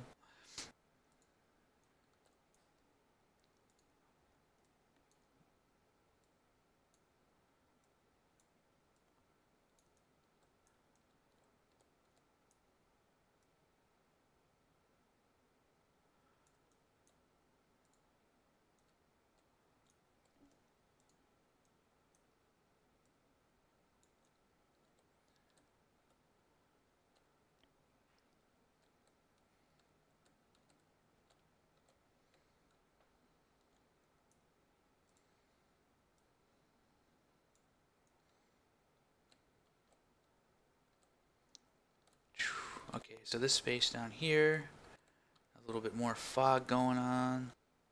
The sunlight is in the wrong direction because the level is rotated. I guess that's not really that big of a deal though, because I mean, you don't know what went on between here and there.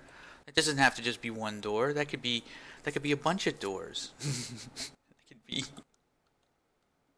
Maybe I could just rotate it actually.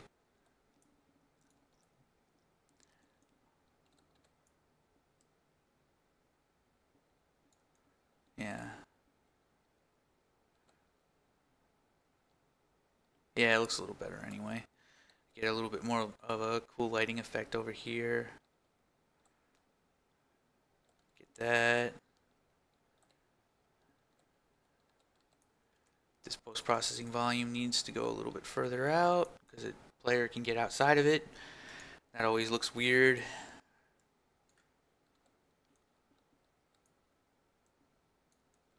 Alright. So like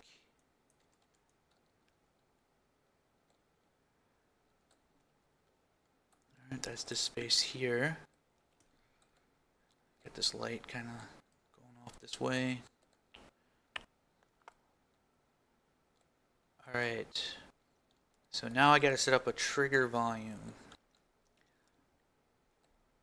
I could do a maybe I could do it off the post-processing volume. So part of the post-processing volume is actually going to be the music. That would be kind of cool. The only problem is the damn origin of the post-processing volume is chilling out in outer space somewhere. Center pivot. Is there a way to do anything with this pivot? No. Reset doesn't do anything. Set pivot, offset, center of selection. Just keep it there. Why when I deselect it, where is the damn... It's all the way up there? Alright, not that it matters. Okay.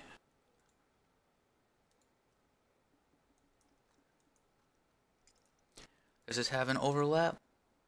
Oh. No. It doesn't anyway. I gotta do something else.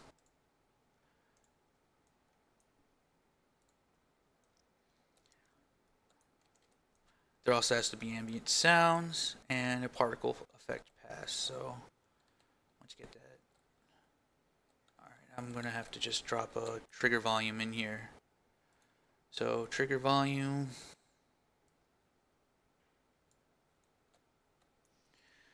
Now the trigger volume is gonna take all of this. Don't want it to go too far. I want this trigger volume to encompass the entire space so that I can do on begin overlap and begin and end overlap. That way I can start and end the music based on whether the player is inside of it or not.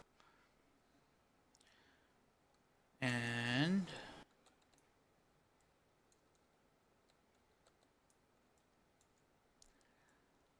let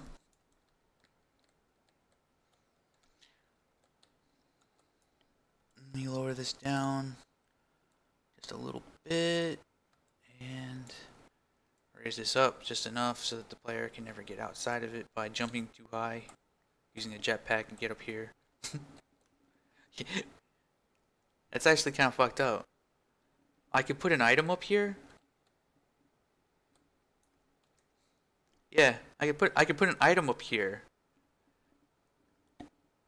And a player will see it, can't reach it. Not until like way later in the game. I'm gonna do that. I'm fucking doing that. Alright. In fact, you know what? I'm gonna just for now, I'm gonna have something there just to force myself to remember that I'm gonna do that. I just need to get like a special item that's of some kind of value.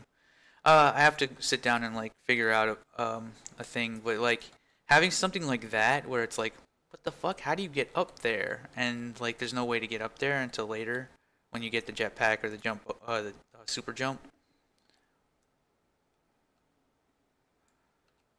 And it'll be an item that like you can't, you know, normally you wouldn't get until way later in the game and stuff like that.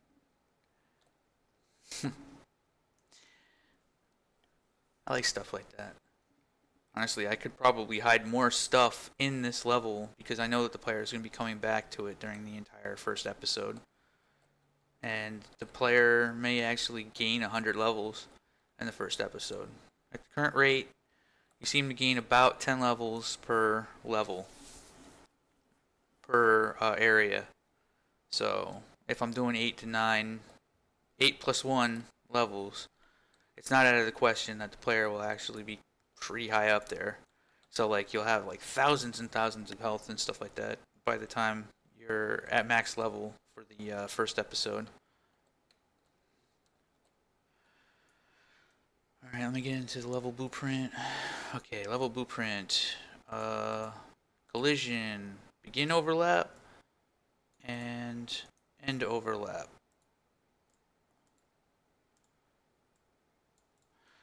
Alright, cast a player. I probably already did this.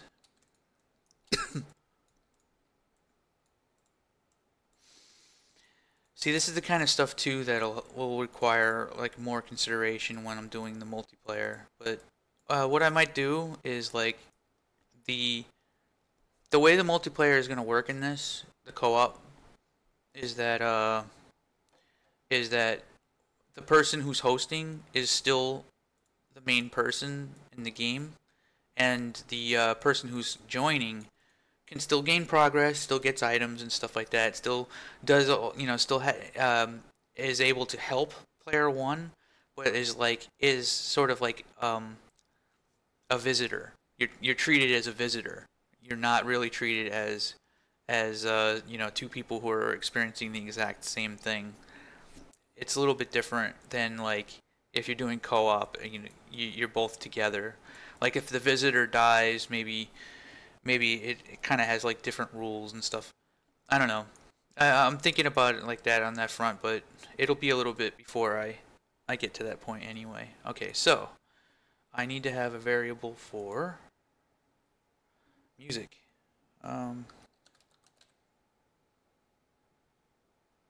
Central music.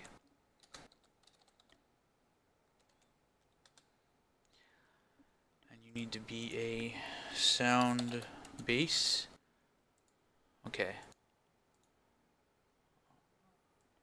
Get this.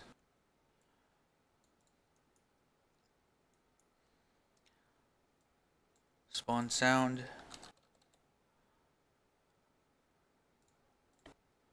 Spawn sound at location. Spawn sound at location. It doesn't actually even really matter where, to be honest. Set.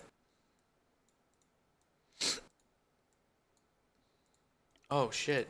Maybe the variable sucks. Maybe it's not promote to variable. You're an audio component. Delete. Wait, what? Duplicate. Delete. And delete.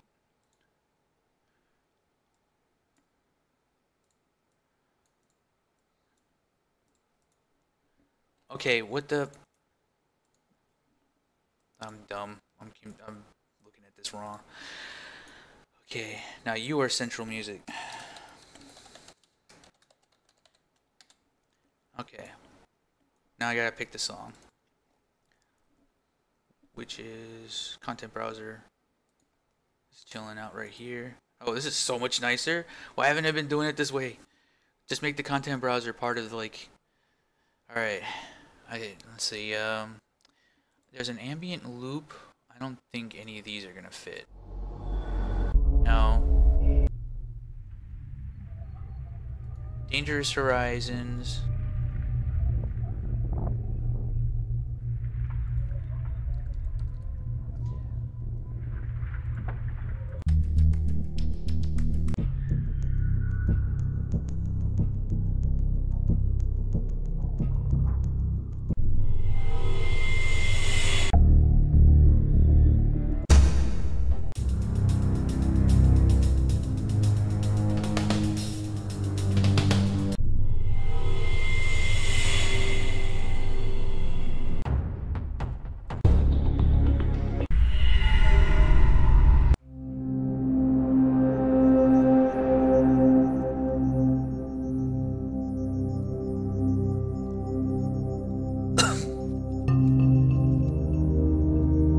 It's not bad. I could just play this.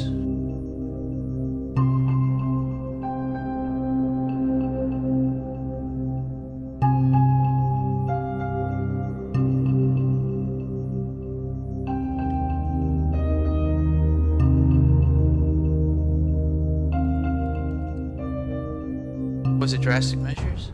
No, it was this one.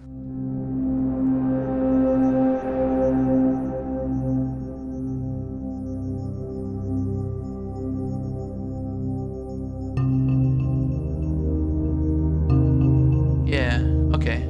This works. This will be good.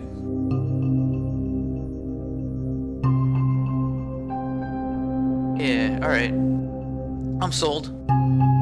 Okay, now I need to make sure if this is valid. If it's valid, then don't do anything. If it's not valid, then do something.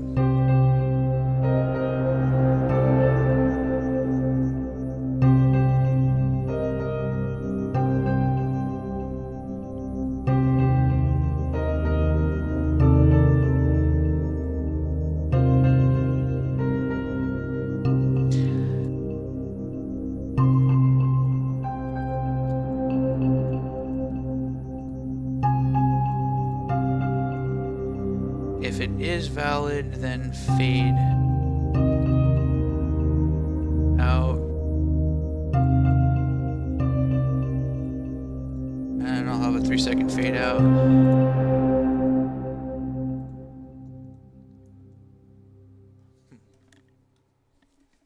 Is there a reset? I don't know. That's another thing about this, though. Does this song loop? It's not looping. Okay, it's looping.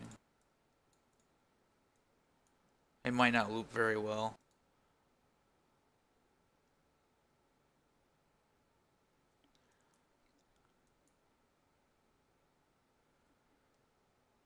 All right.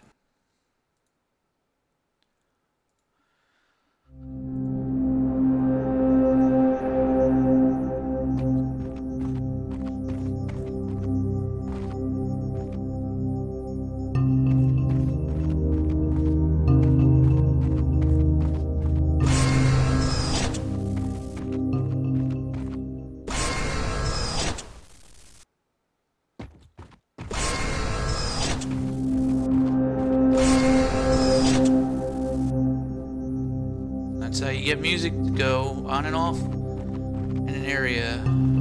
So the safe area sounds like this. Then you exit out. Oh, I'd have to do this first. Of course, this is gonna need sounds too.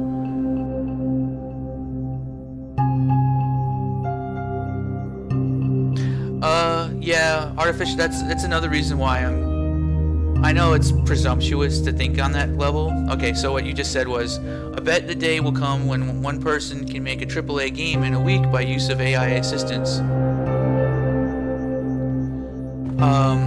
That's another reason why I'm practicing a little bit more on being independent, because I want to stay in the game industry for my entire life. So I'm thinking that the way things are going in the future, just by looking at the technology getting better and better, is that the use of artificial intelligence is really amazing at filling in the blanks. Like, if you give artificial intelligence something to work with and then tell it to fill in the blanks, it'll do the job. It can do it very well. And it's good at predicting things too, based on stuff that's hard for us to quantify. But those are like the two main things that I've noticed that artificial intelligence is really good at doing. So, you know, we're pretty far away from the point in time where somebody can just like generate Lord of the Rings but the press of a button. That would really, really, really fuck with things, I think. I'm not even really sure how to think about that. But yeah, that's definitely the direction it's going. I mean, ultimately what I'm saying right now is like, I want to watch a feature-length 9-hour Lord of the Rings film, you know, more than feature-length, I guess. And just press a button, and like 2 hours later, the artificial intelligence looked at every single movie ever made, every book ever wrote, and just generates a storyline based on that, and then turns the storyline into a fully 3D rendered, epic. That is the full direction. That is the extreme of where artificial intelligence is going. So the way it is right now is I'm going to use artificial intelligence to generate a texture. I'm going to use artificial intelligence to like finish an animation that I already kind of just put together or something like that, and just like have it like help me make it better more quickly. That's even easier if I'm working with voxels. For example, if I'm working with voxels, then I need a character. I show a picture of a character, or I show a 3D model, and I have artificial intelligence make a voxelized version of that, and it fills in the blanks. So the craziness is going to happen on the first wave, or the first or second or third wave. I don't know what the hell we're doing, what wave we're on with artificial intelligence right now, but once it starts becoming more common, the real entrepreneurs are going to be the people who kind of get into things, and then just like come up with it and make solutions to problems. A lot of the people who write artificial intelligence right now, they are technically minded. They only think about the ones and zeros. They're not thinking about the like, hey, how about if I apply this in this kind of sense, right? And that's one of the things too, is that they're not thinking about the real solutions and things that can be used. Like that's why once artificial intelligence becomes more available to all of us, we'll actually be able to come up with these weird solutions that people didn't think of, and that is where the magic's going to happen. So, we need to have more tools. Like, if there's a way to have artificial intelligence for like generating art assets and stuff like that, that would be one example. Music, you can generate music, but the problem is that it needs to be trained. And the training is difficult, and the way the brains work isn't something we can control. I know that sounds kind of strange, but you don't program an artificial intelligence. You train it. Like the way the neural network is all set up, all that stuff is a black box. Even the people who created the technology don't know how it's hooked up. It's just like our brains. So, you need to feed it a lot of data, and big data isn't available to everybody. So that's my main fear, is that the artificial intelligence won't be available to everybody in the ways that it needs to be, and then it won't be used for anything but what these technically minded people will use it for. And it'll be either people who are technically minded or people who are extremely greedy. There won't be these people who like, some 16-year-old in Wisconsin who like decides, hey, I'm gonna generate guns, and like he just makes a whole bunch of fucking guns using artificial intelligence, and does it in such a in like a slightly different way, utilizing a method that allows for the artificial intelligence to fill in the blanks really well, like in a way that we never thought before. Like that's the thing. So yeah, absolutely. I think that what we're seeing right now is we're kind of cresting on technology that isn't based on artificial intelligence. These are linear logic algorithms such as Unreal 4 that is just getting better and better. But we'll also have access to stuff that utilizes things that fill in the blanks. And once you start seeing things fill in the blanks, then you're going to have people who don't understand the ins and outs, the technical sides of things, being able to just generate things that required considerable amounts of knowledge and practice in order to generate. So yeah, so that's that. That's my rant on artificial intelligence. Yeah, absolutely. I definitely feel that way. In fact, I'd be making more videos on the topic. If I wasn't into game development, I'd be talking about artificial intelligence and cryptocurrency pretty much exclusively. But this is pretty much dominating my time, without a doubt in my mind. But yeah, man, I can't agree enough. In fact, pay attention to it. Like, listen and learn from these people, because they're technically smart, but they're not artists. They're not creators. They're not the kinds of people who come up with the cool shit. They're the ones who solve problems, who generate these systems. But they're not the ones who make the cool stuff. Especially Google. I don't even know what the fuck. I don't think Google is filled with human beings. I think they're already just like they're robots. Okay, what was I doing? Okay. Oh yeah. I got the music in place now. I need some Alright, I can copy some stuff from the previous level. From level start. It's going over a little bit, but I just wanted to get this in here. I got the wind sound. I have dust motes. And there's like dust kind of like blowing around in here. It's just natural. You know, you can't. Alright.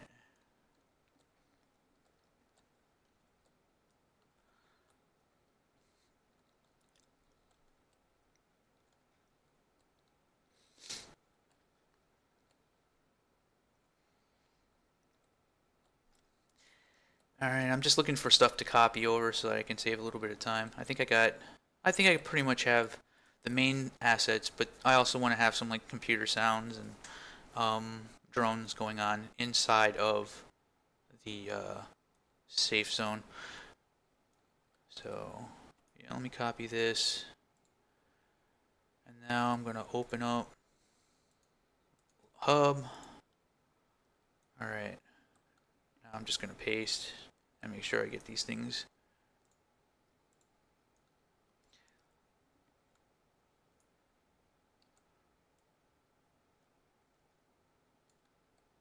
Okay, I'll get the sounds in first, which I'm probably going to do multiple of these.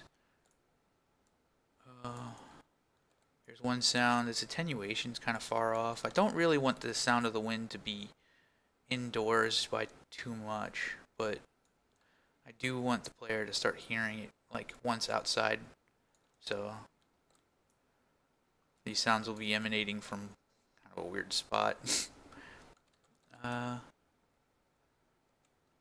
I go like this.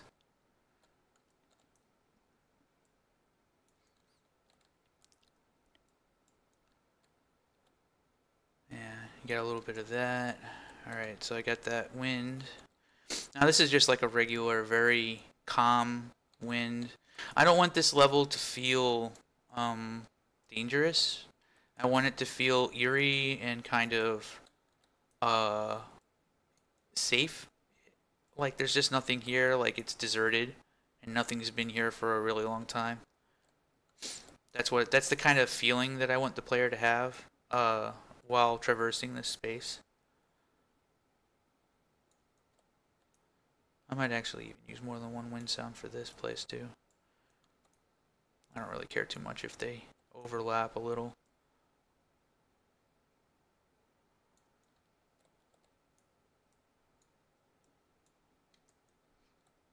Alright, let me see how this sounds.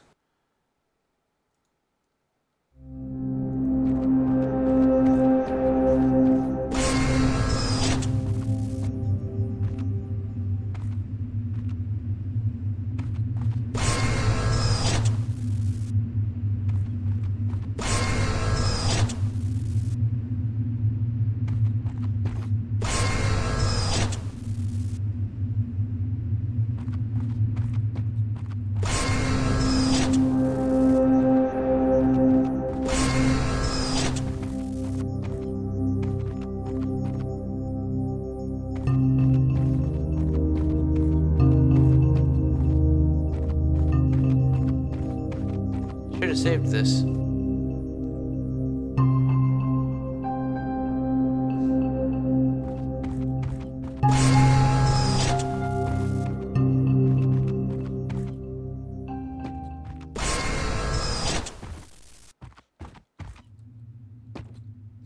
Okay, those wind sounds are way too far away. So this space out here, I need to make sure that the attenuation is much closer.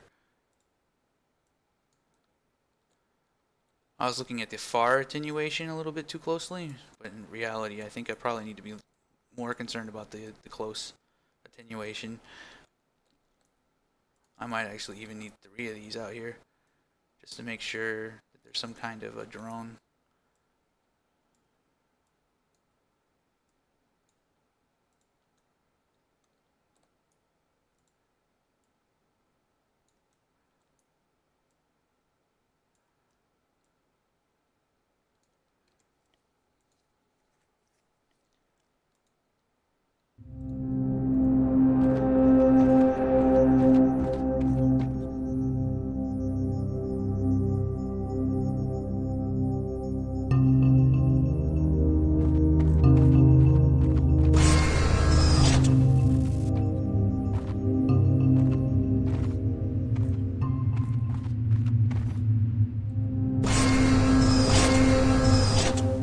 Oh, okay. I just noticed a bug.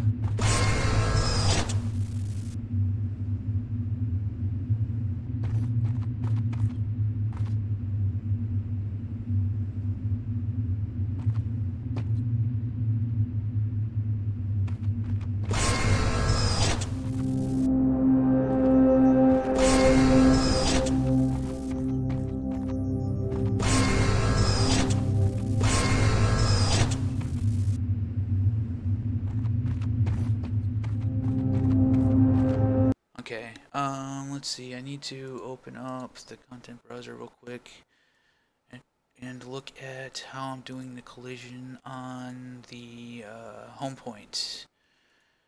There's a reason for this,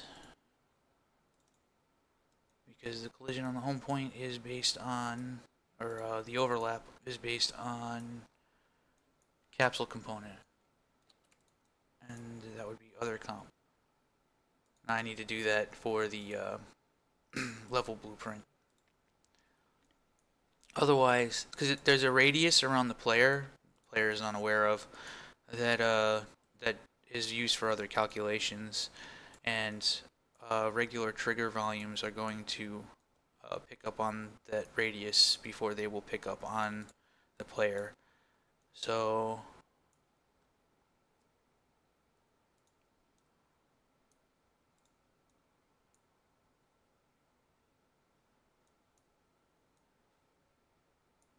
oh man.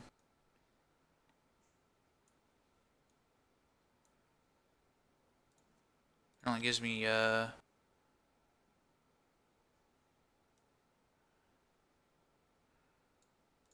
that sucks. I don't have the option to do that. I might have to squish in that trigger volume then. Just keep in mind that the player's secondary radius is being accounted for on this. It's not the worst thing. And it's just something that I'm going to have to keep in mind, I guess. Where are you, trigger volume? You need to be farther in.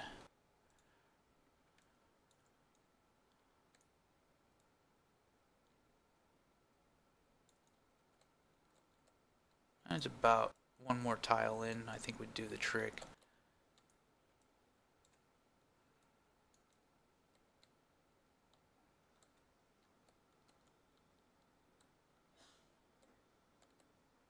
Yeah, one more. A little bit further. There we go. That should work better.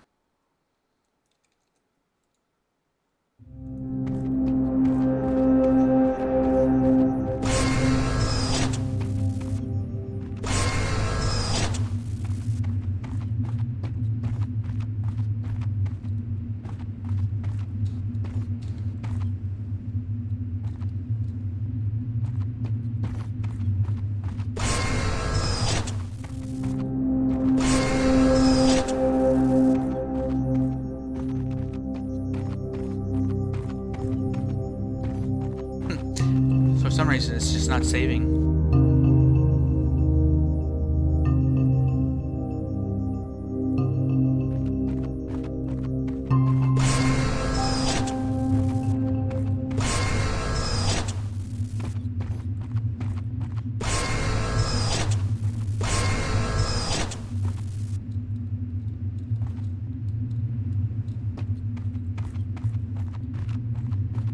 Oh, my Hermes boots.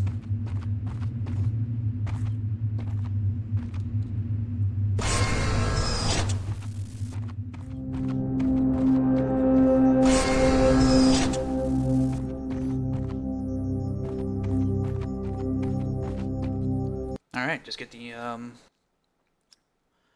ambient effects in place, which if I'm not mistaken, are floating over here somewhere. I only need one of these. Are they both the same thing?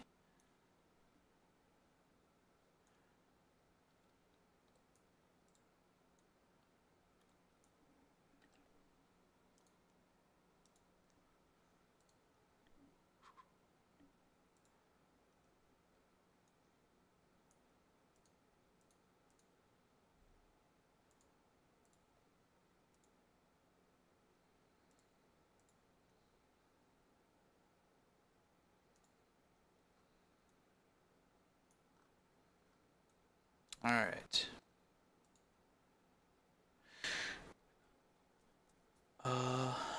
There's effects, and I want to look for sound cues and dust. Oh. Not sound cues. Particle system. Okay. There we go. That'll get me pretty much the first parts. I wanted to copy this.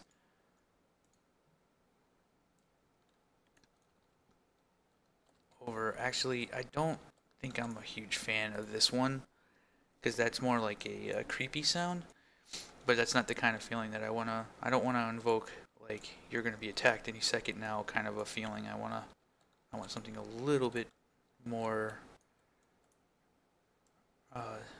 just a tiny bit safer than that, like.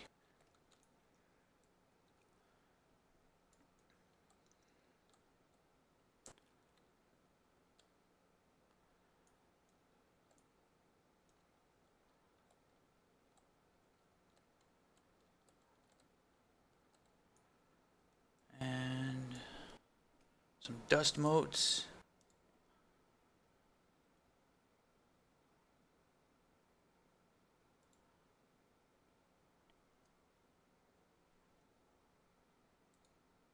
When I have this selected,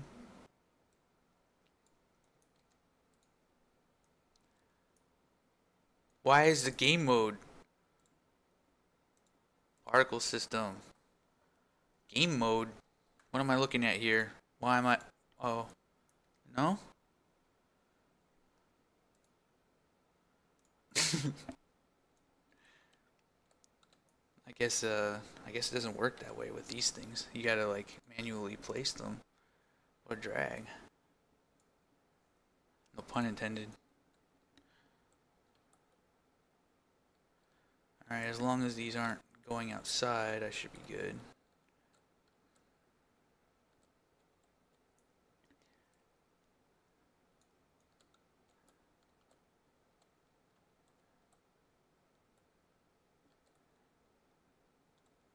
Perfect.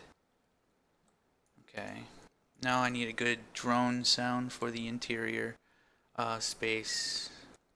I'll make sure that there's no ambient sound just floating out here. Okay.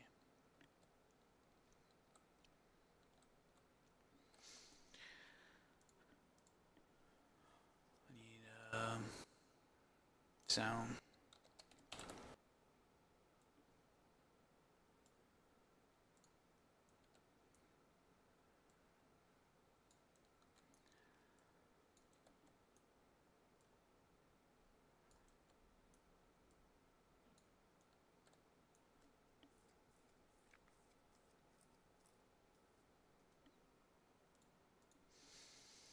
Okay, get rid of this. Get rid of particles. Okay, so I want sounds. There's wind. Cable. No. I need sort of like a drone. Let's see if maybe death drone. No. Suicide drone. No. Those are songs anyway. I know that there was like ambient loops.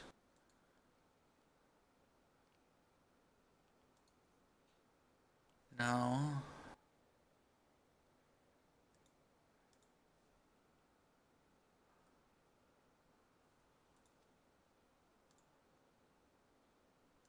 That's not even doing anything. Some of these are like sounds that just like chill for a little while before they do anything.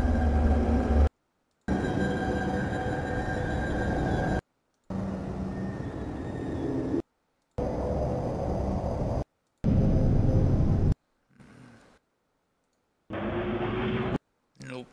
Nope. Nope.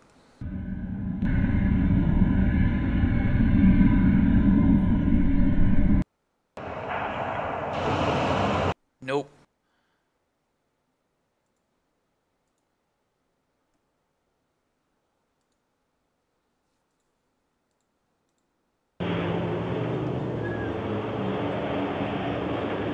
Nope.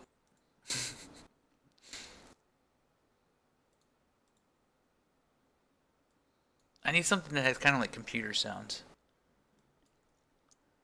I know I have something like that here.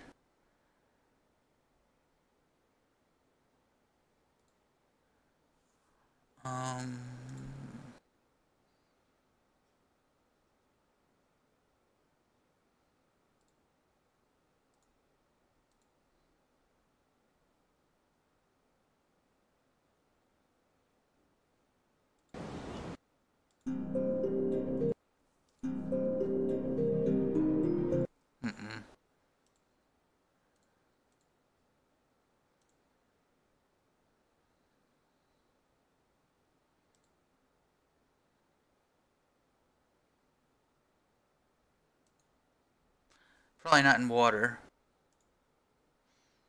Probably not weapon. Yeah, it's gotta be one of these.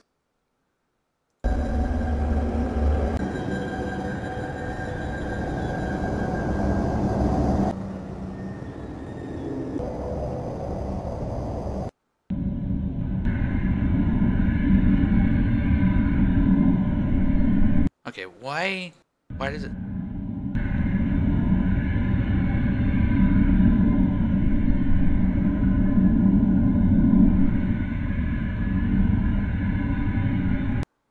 Wonder why it was set up that way. It like has a delay.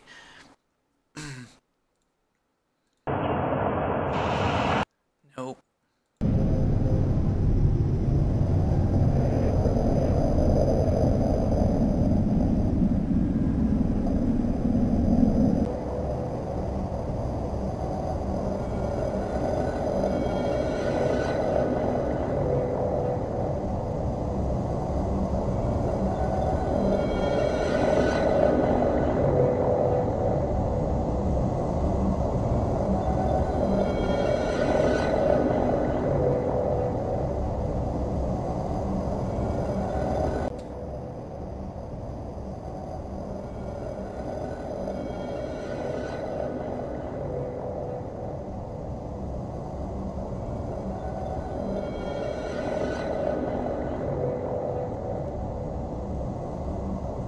Mixer.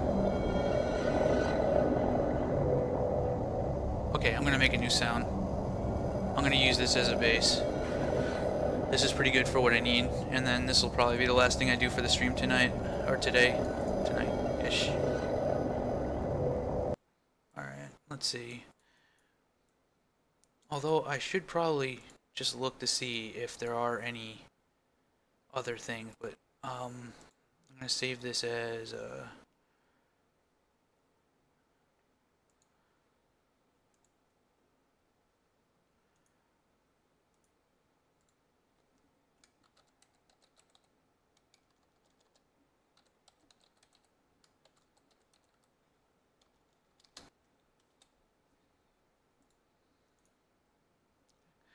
and I'm gonna save this as hub room drone. Okay. So with this,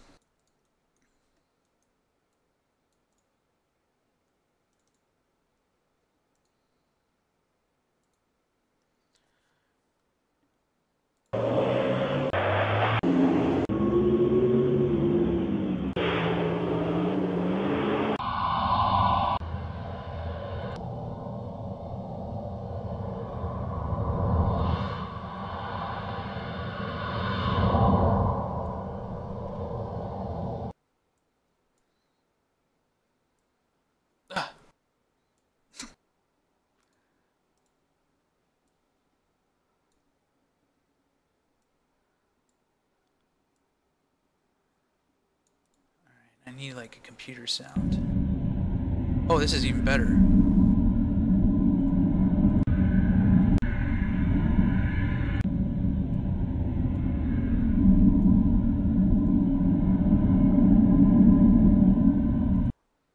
Alright.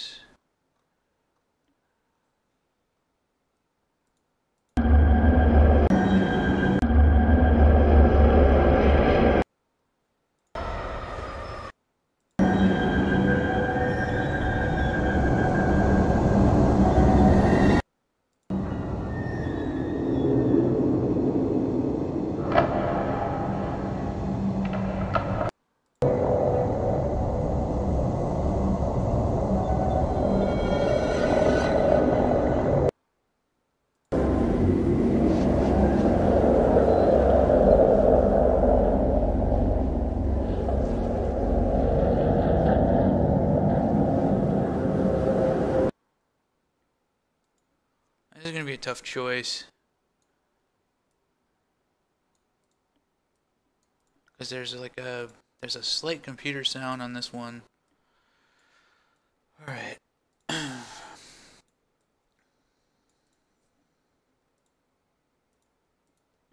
Enveloper. I'm not even sure what that. What do you do, enveloper? I'm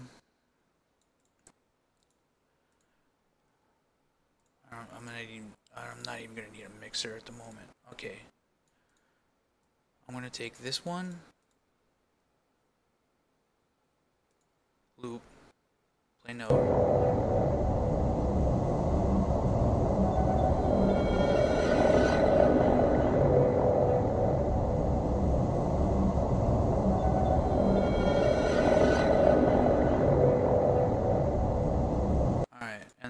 To modulate you. Modulator. Alright, so you go in the modulator. Actually, not modulate. Yeah, I'll want to lower the volume down to 0.5.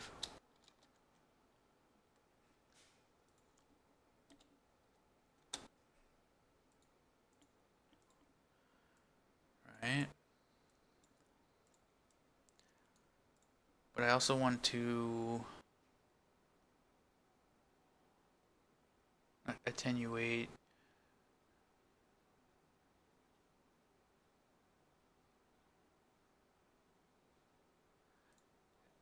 Is it a mixer?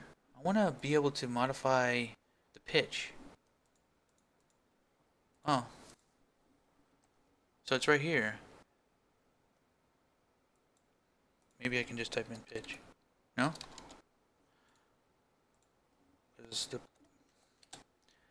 I want the pitch down considerably. I'll leave that at 75. Alright. Do this now. See how that's a lot safer sounding? And then I'll have like a couple little bit computer beeps kind of coming in.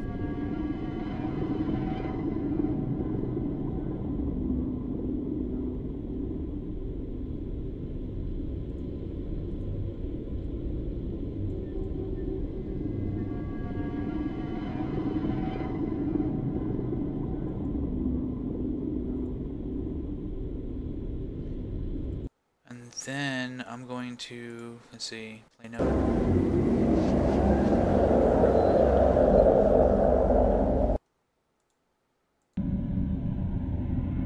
There we go. And then I'm going to mix you two both in together.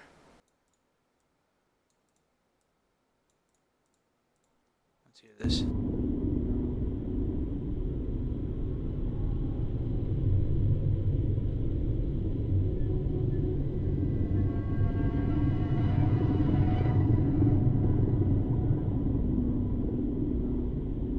All right.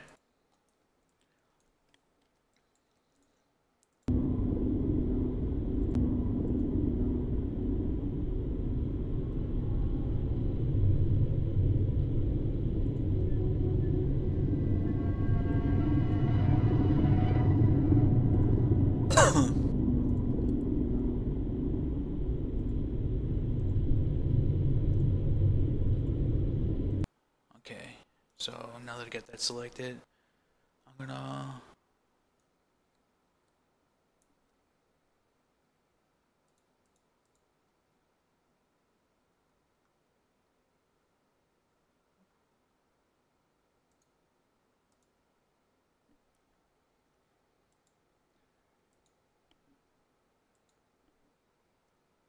world settings. Why did I have the wrong thing selected?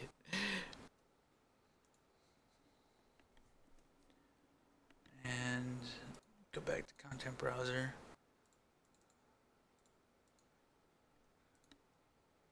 Make sure both of you are looping.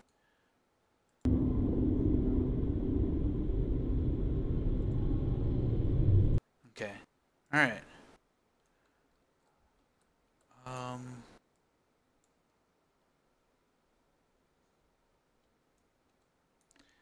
I have a feeling that this is not attenuating at all. Because these sounds have attenuation set on them. And you can tell.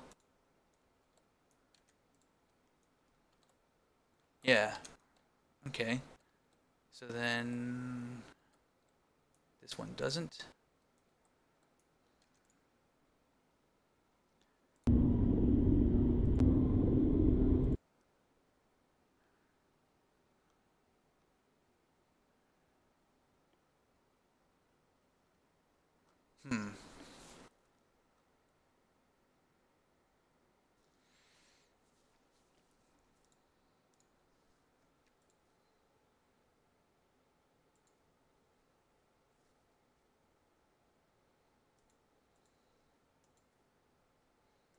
What's the attenuation set for these guys? Yeah, this is the default attenuation, which ends up actually being pretty tiny. I'm gonna go ahead and override attenuation, and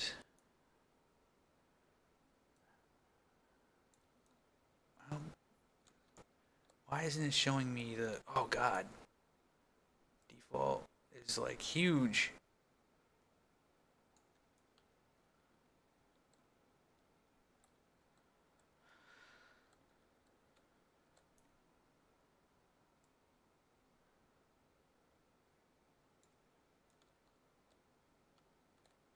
All right.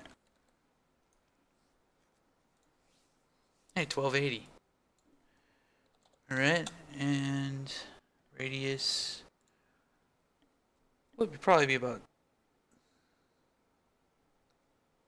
800, maybe maybe a little more. Oh, that's fine. All right, let's see how this sounds.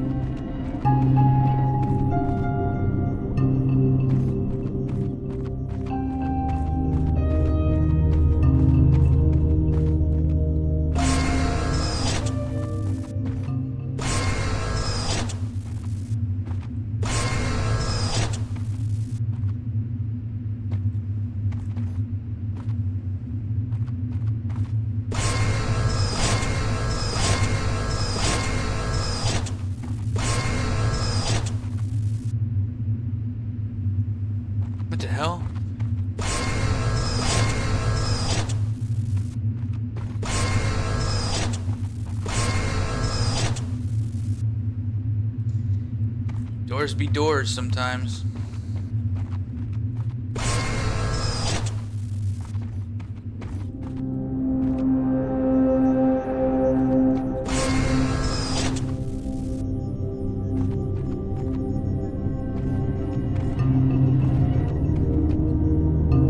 I want to put a Roomba in here.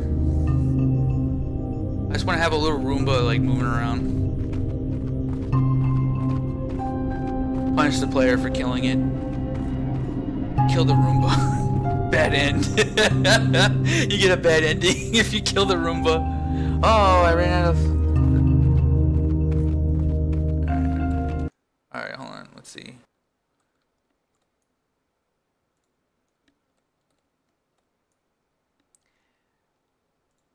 This needs to be a little bit bigger.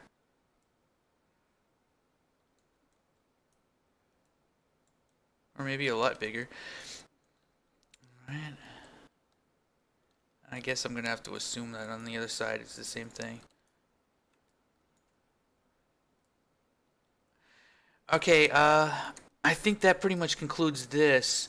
The rest of the stuff that I'm gonna be working on tonight is just gonna be adding sounds to the regular items and inventory stuff, and just kind of making sure that all that stuff is in place. And then once I have sounds pretty much on every item, so like when you use the item, when you like move stuff around, then it's really just a matter of starting to make the monsters look like something. They're not going to have animations right away, so my plan is to just have representational graphics of each of the enemies in the game, and then figure out how to make them look good, or you know, move around and stuff later. So with that said, I'm going to end the stream now. I hope you guys enjoyed. I don't know if I'm probably off in the background or something like that, but hope you guys enjoyed this in the background and stuff like that, or learned something or whatever.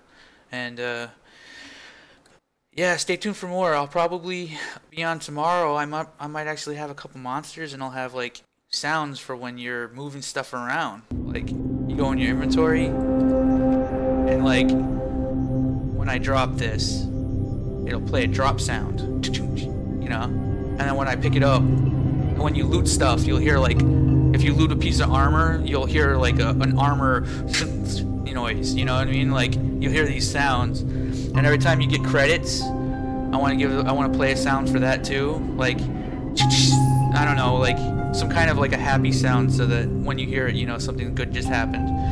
It's good brain food.